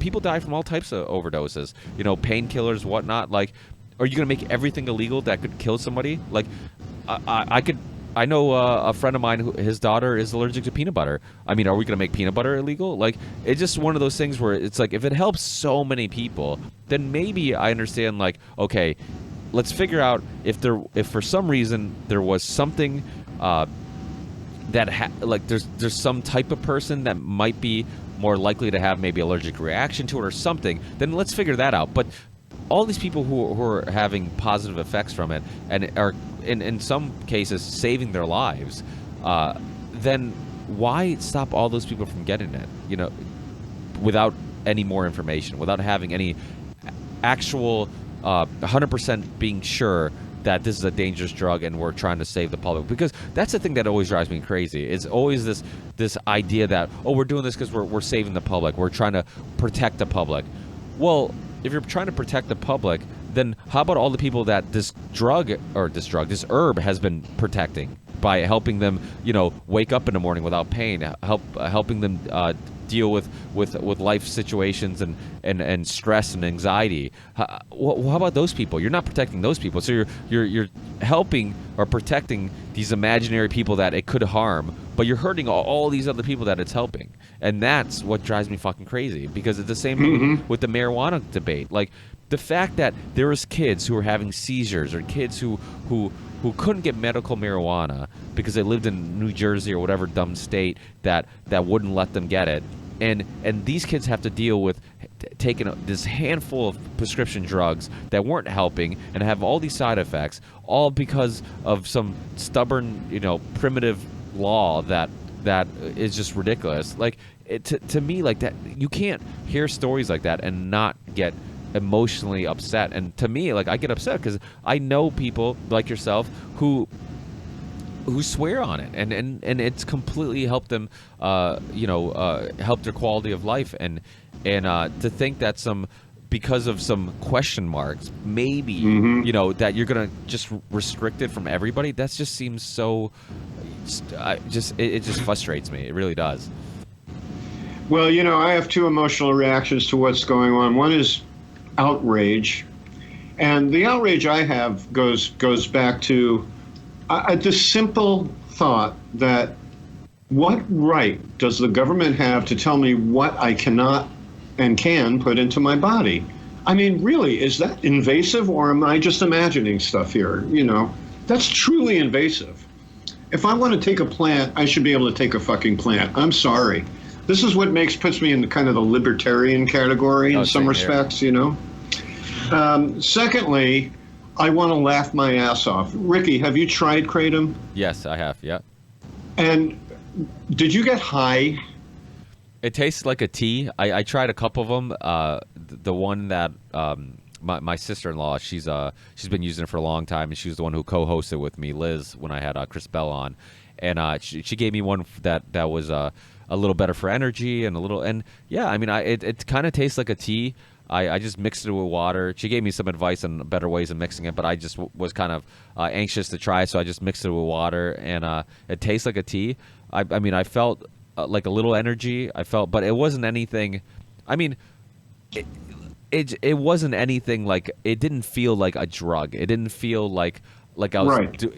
and actually, I'll be honest, it was so mild of a feeling that it surprised me, because in some cases people have had amazing results from it, from pain relief and stuff like that. So it was so mild that I expected something more drastic because of the Right.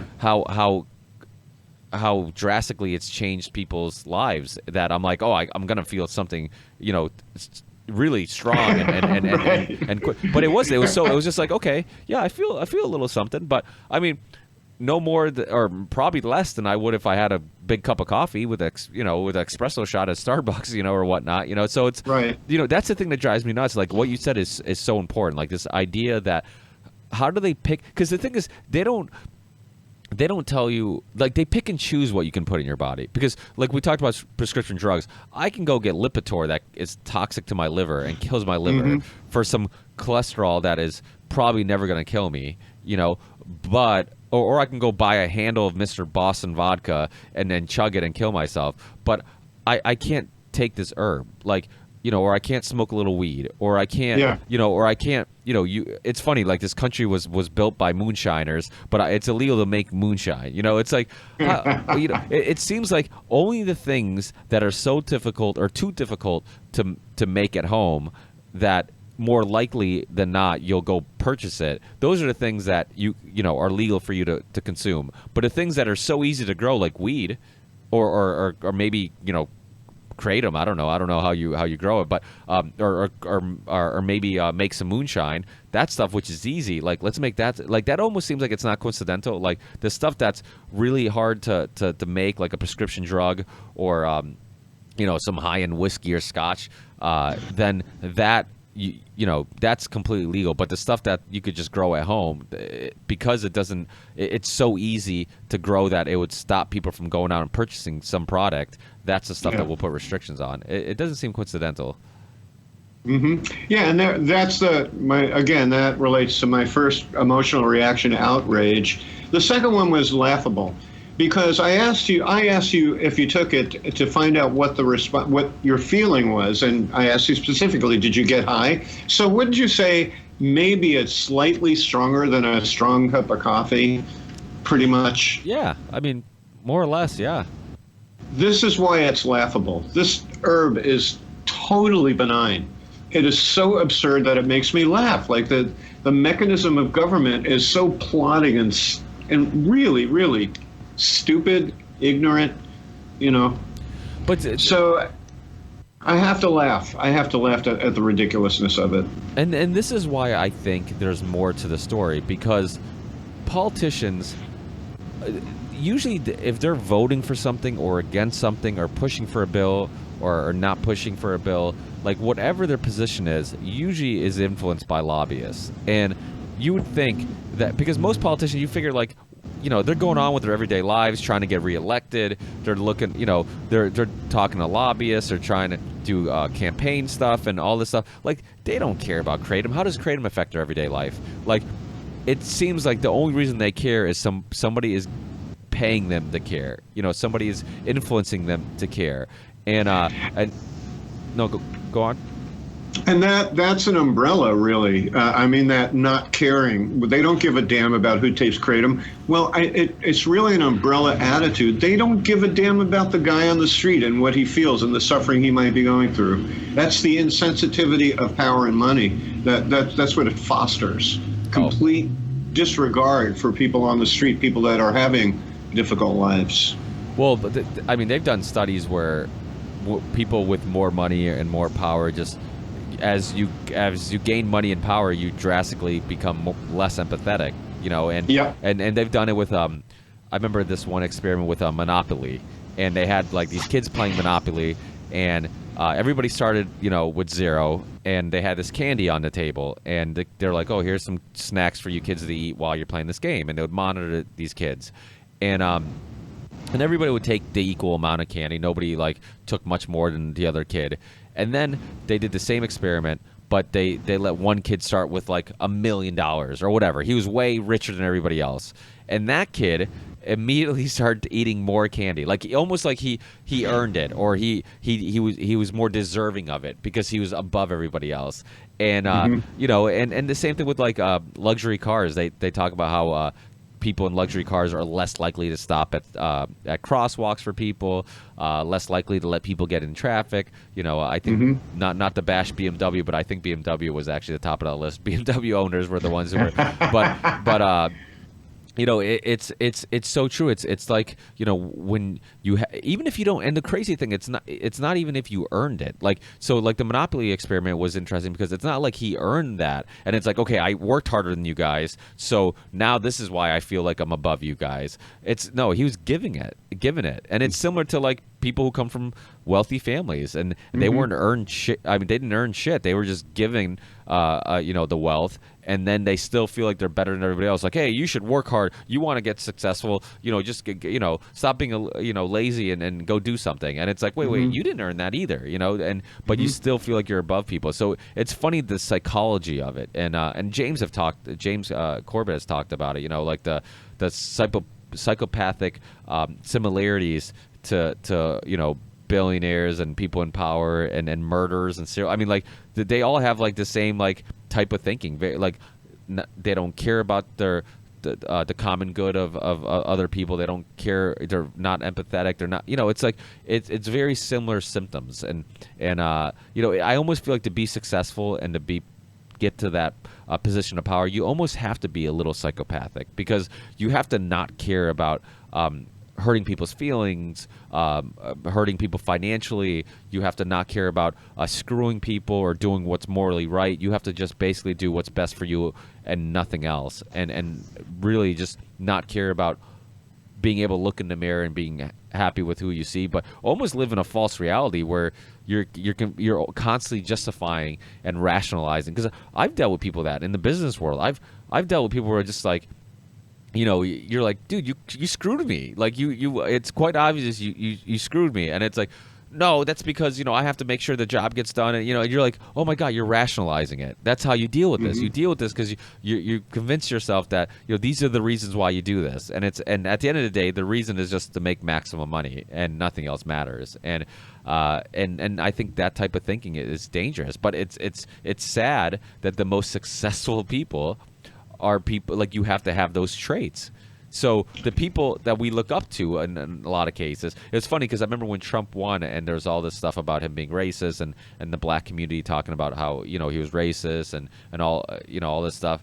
And then this, I don't know if it was an article or a YouTube show or something that I watched where they took all these clips of rap lyrics where they talk about idolizing Trump, like, oh, I'm going to get rich like Trump, or one day I'm going to be powerful and famous like Trump. Like, so you're idolizing this guy because he's rich and powerful, but the reason why you dislike him now because he's racist and he doesn't care about other people and all this stuff. That's how he got there. Like. So so it's funny. It's like you're idolizing him, but the way he got there are things that you don't respect and you dislike him for. So it's I think it's a cultural issue where we judge. I mean, Graham Hancock said this, and it's a simple quote, but it makes a lot of sense. Like, we judge people. One of the problems with society today is that we judge people based on what type of car they drive and not how many rides they've given with that car. And it's and it's simple, but it's true. It's this idea that we idolize. Like, we see a guy who's successful and we want to hang out with him. We want to be his friend. We want to, but I always say, I'm like, look at your friends. Look at your closest friends. Did you pick them based on their annual salary?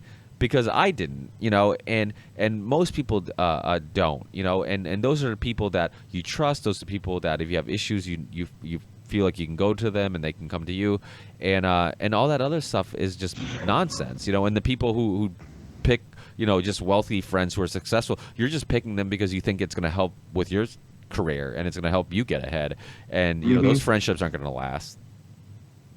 Yeah, you know, in a sense, it makes me think, you know, I try to be as open-minded as possible. And when we talk about the real conspiracies, the ones that actually have proof and research behind them, you could say this all boils down to one single thing: human nature.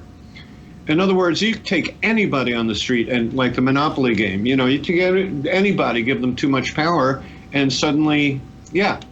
So, you know, and I've seen also the spectrum, like there's a lot of very, very poor people out here, a lot of homeless people where I live. And, you know, you could hear them gripe about the wealthy and how insensitive the wealthy are. And yeah, that's kind of true. But on the same token, I've seen wealthy people be incredibly generous, at least to me personally. I've had great experiences with some of my clients who are very wealthy. And I've seen these poor people act like real assholes to others. So, I mean, this is human nature. This is a problem of human evolution, ultimately. It's a problem not of the conspirators. It's a problem that humanity has not grown up yet, that we're not mature enough to be empathic and understand there's value in compassion. Yeah, no, I think I agree with you. I think that, yeah, but you know, I think James brought up you know, Maslow's hierarchy of needs. I think it's, at the end of the day, as much as we want, you know, some people think that I think we've been sold a lie. This idea that like what brings you happiness is success financially, you know, but really what makes you happy is community and friendships and family. And I mean, I use the word family, but family doesn't necessarily have to be blood. I mean, it's just people that you're close with, that, you know, you go to, and those are the things that really make you happy. And you know, I've said this 1,000 times on the show about, you know, people these tribes that they find in the Amazon that have no signs of anxiety or depression or whatnot, and they just live in these tribal, you know, these little groups, and don't have any of the stuff that we love, like TV and internet and phones and whatnot, but they're happy. And yet we have all the shit in the world and we're unhappy. So I think that we have to rethink, you know, what makes us happy. And you know, it's a big question, and it's a big issue, but I'm not sure you know, I think we think technology is making us happier, and but like James said, and it's something I haven't really thought about, but we are tribal creatures. And the nice thing about technology is that, I mean, look at, you know, just the three of us, we've created a little tribe. And, you know, so in one way, you know, technology can help create tribes all over the world, and not just in your little community where you live, but you can create tribes online, you know. But I wonder if it's the same, because I also did talk about how it does seem like via Skype there's something missing when you communicate through technology than in person. There's energy that you can sense, or a sense of comfort or something that's missing that you can't get through Skype. So I wonder if we could recreate tribes in some virtual reality and have this community of tribes in this virtual reality, then if we would still feel like something is missing, you know, like it's not quite the same. Yeah. I think, you know, anything digital is virtual. It's a replication of the real world, you know. So, you know, I was going to bring up earlier when you guys were talking about fame, you know, that, well, I lived through the generations, so I saw the difference between fame then and fame now. Fame then, you know, you got groupies and, you know, all, you know, people would send you stuff in the mail and give you all this love and whatever, like, you know, playing at a stadium. If you're a rock star, you get all this love. And nowadays, you become famous on YouTube, and when you close down your laptop, you're still the same person you ever were, and you lose all those values. You never get those values, you know. So there's a real, I felt this early on in the internet, that there was a back in those days, it wasn't called viral. There was a video that went around, this Canadian guy, and he was living somewhere in the outback, but he had internet, and he would make these videos, you know, and he got on the early social media, which might have been like AOL chat rooms and things like this. And he made the most heart-rending video. It'd make you cry. He was just so isolated with all of his contacts and experience online with all these people. All it did was it highlighted just how isolated he really was. And I think that's what Facebook is doing to us, and all these other communication devices, I know I'm experiencing it personally, over the years. Now that I'm older, I've lost a lot of friends, and I'm more and more and more isolated in those days. And I don't want to rely on my online life to fill that void. Yeah. So I go to a local coffee house where I know I'm going to see people in 3D. Yeah, it's funny because you hear comedians and you hear musicians talk about it, how you can get so caught up in writing and your work and stuff that you realize that you need something outside of that. You need to go experience life, to have something to write about, and to have something, some life experiences, some relationships, something to write about. Because if not, then you're just caught up in that thing, and you're missing out on what really makes us human and what really inspires us and inspires us to create and be artistic and all these life experiences, because that's what we're really writing about, right? When you're creating art, I mean, it's really just you're sharing life experiences. You're sharing perspectives on those life experiences, your own personal philosophies on those life experiences, or so yeah, I think you can. Even with James, it's funny because one thing that I wanted to ask James before he let him go, and I forgot that. He's very caught up into his work, and a lot of his interaction is online. And I wonder if he misses, or if he feels like he's missing something, like he's not having that one-on-one communication. Because I could if I was, it's funny because I always say, I'm like, my goal is to one day podcast full time. That would be my life goal, is to be able to do this for a living and just make enough money where I could get by. And that's always been my goal, because I love doing this and being able to, like I said, start little tribes and meet all these really interesting people and really build friendships. I feel like, online, it's awesome. And in many cases, I would never have this chance if I didn't have this podcast. And, I would also think that if I was doing it every single day and I was only having these online conversations, and I was only having interactions with people via podcasts, Skype or whatnot, then I wonder if, instead of feeling fulfilling, if I would feel like, okay, now something's still missing, like I would have to balance it out, Well, you're a dad, you're a family guy, so is James. I think that you already have your rootedness, you already have your connections, I think in that respect, like, James is just simply reporting his research, so, he has his family to turn to when he's done with the day. So I think that does make a really big difference. That's true. You're right. Yeah, you're right. I think sometimes a family, having just,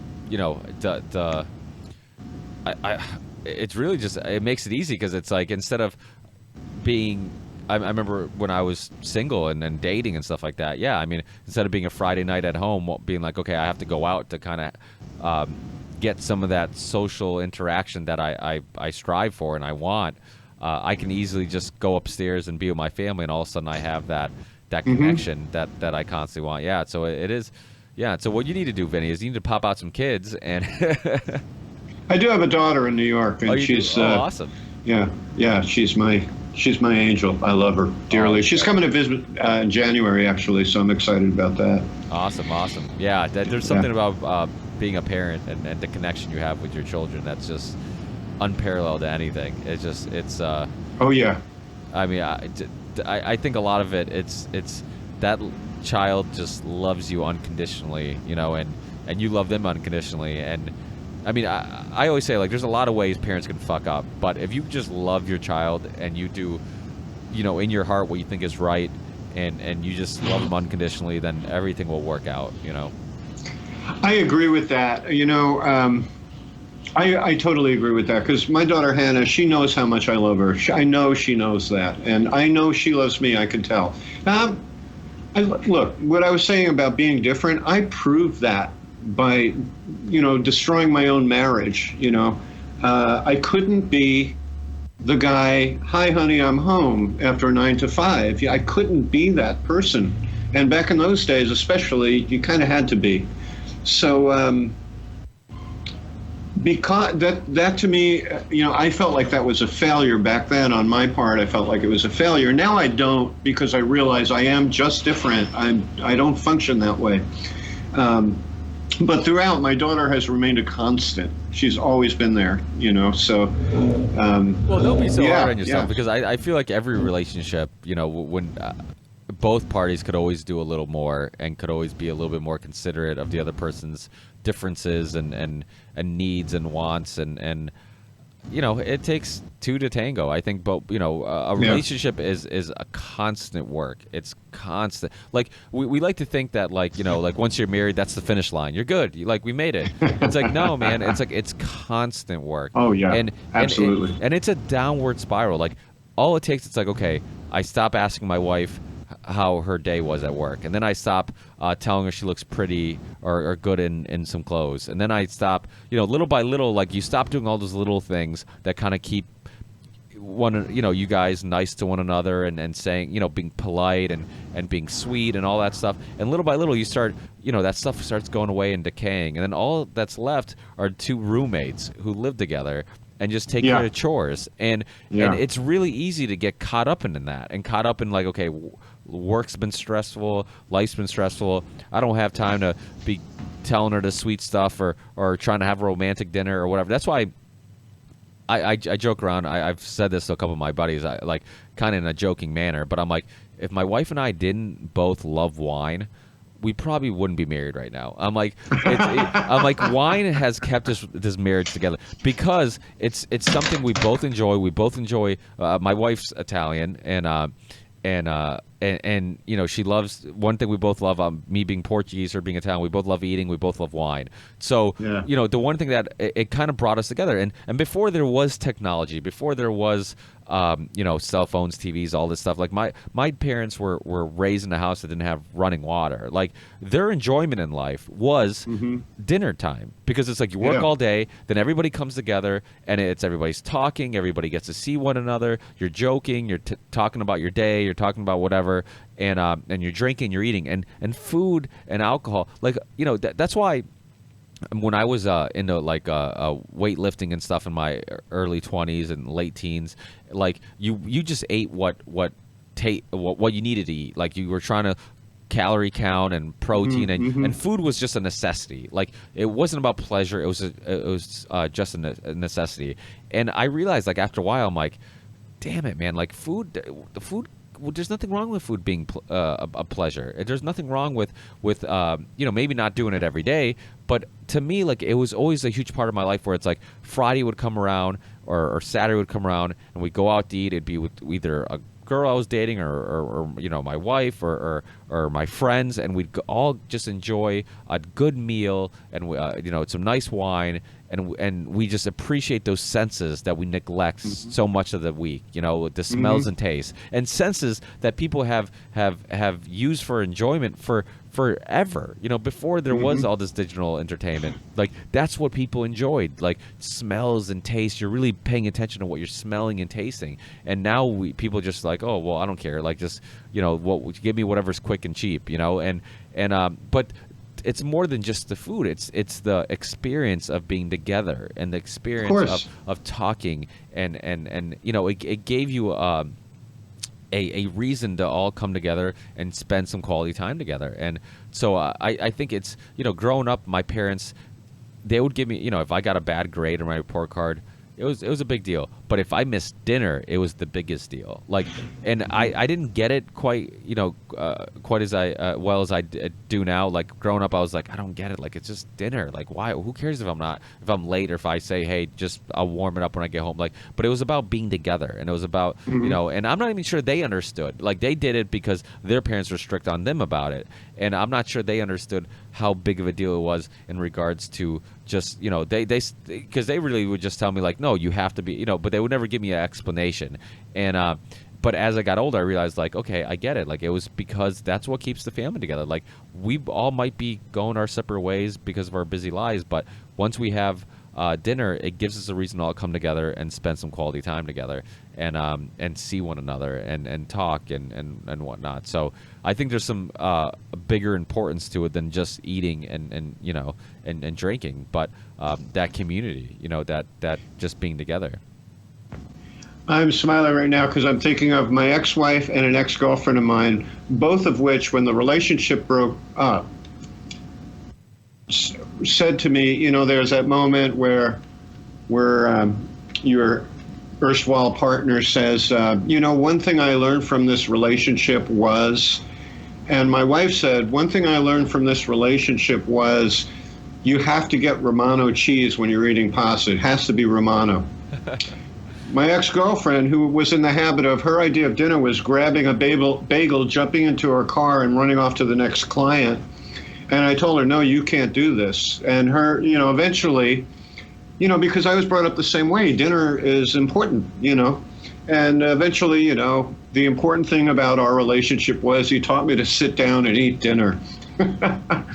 So yeah, that was a profound effect I had on these women.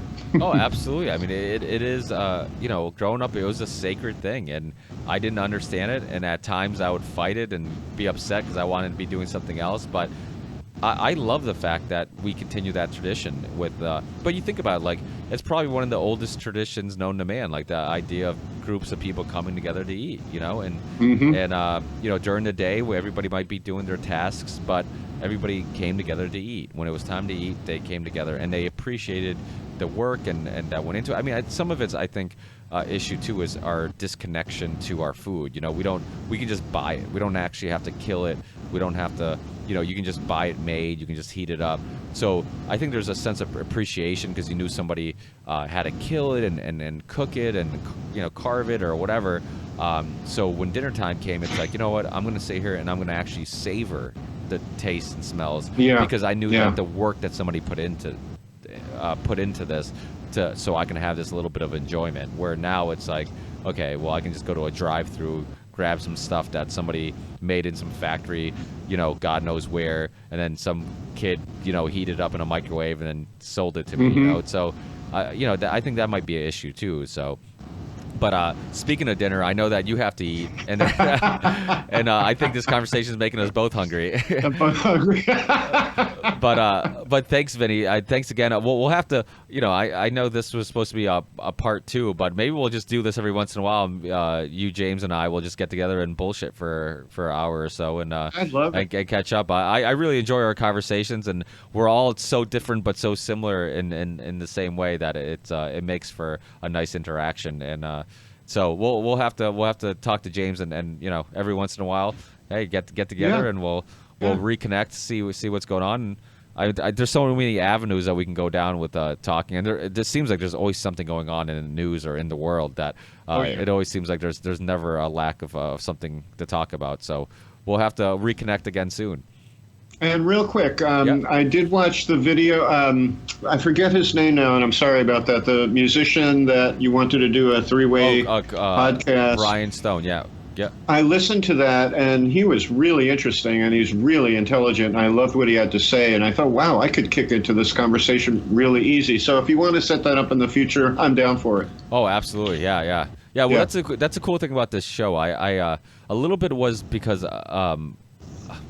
I didn't, because it was a hobby, I never wanted it to feel like work. So I always wanted to keep it casual, and I wanted to have people on who could just, I almost feel like it's jamming, like we're jamming, that's actually the perfect, I've never even thought of it this way, but just now, it's like jamming, like you're kind of just you're riffing off one another. It's like you go off down this road, and we're like, okay, let's follow Vinny. I like that beat that he's playing, or that, whatever he's playing, and it's kind of the same thing, and I that's what I really enjoy about it. It's the idea that there really isn't some script. It's kind of just goes wherever. And if you just, I've been very lucky, knock on wood, that everybody that I assume is going to be able to kind of jam, right, and just have like a fun conversation, they've, it's worked out. So knock on wood, it's worked out so far, and I've been very lucky to meet some really fun, interesting people, and I always get something from these conversations. I always feel like I leave these conversations almost like after playing a gig. You know, like I've learned something, I've gotten something off my chest, and I've explored some thoughts and ideas that I haven't explored before. So it really, I mean, these shows are therapy to me. You know, they really, now that I'm not playing music as much as I used to, these shows have really kind of filled that little emptiness that music has left. So that's awesome. That's awesome. Yeah. So well, great. Yeah. Let's do. Yeah, absolutely. Sounds good. Yeah, we'll get together with Brian soon, and then we'll also we'll talk to James and get together with him again, and we'll make sure everybody's talking about the same time zone. It's funny because me and James were talking about how, like, because once I got your message, I let him know that happens all the time. Like, don't feel bad about it. It happens you'll be very surprised how often that happens, and even times where, and it's funny because me and James both said, we're like, fuck. I'm like, neither of us did you give a Vinny a reminder email? Because I'm like, I didn't, and neither of us did, and usually, I do every once in a while. I'll throw, I'll be like, hey, you know what, let me just throw a reminder email just in case. But it's okay, it happens. But like I said, this doesn't have to be the end all be all end to our conversations. We can continue this and hopefully have many more group conversations, roundtable conversations in the future. It was in my calendar, and by the way, I was all ready to set up at 7:30 PST for this podcast. So, hey, it happens, no big deal. Like, I'm glad that we still caught you. I was hoping too, because like while me and James were talking, I don't know if he caught on to it, but I'm like, I'm trying to hold him. I'm like, let me keep James talking until like maybe Vinny gets back to me, and I'm like trying to hold on to it for as long as possible. I'm like, because at least if we can get you to jump in at some point, I'm like, I can hold on to James. I know James has a super busy schedule, so I'm like crossing my fingers. I'd hear from you soon, but which I did. So it was awesome that we all got to talk. And like I said, let's do it again soon. Let's not wait so long to do another one. Great. I love the idea. Thanks. Hey, thanks, Vinny. Thanks again, and we'll keep in touch, and we'll talk again. I'll get to you, throw you an email in regards to Brian, and we'll schedule something soon. Sounds good. Thanks, Vinny. Enjoy the rest of your day, and we'll keep in touch. All right. Take care, Ricky. Hey, take care, Vinny. I believe in the ripple effect.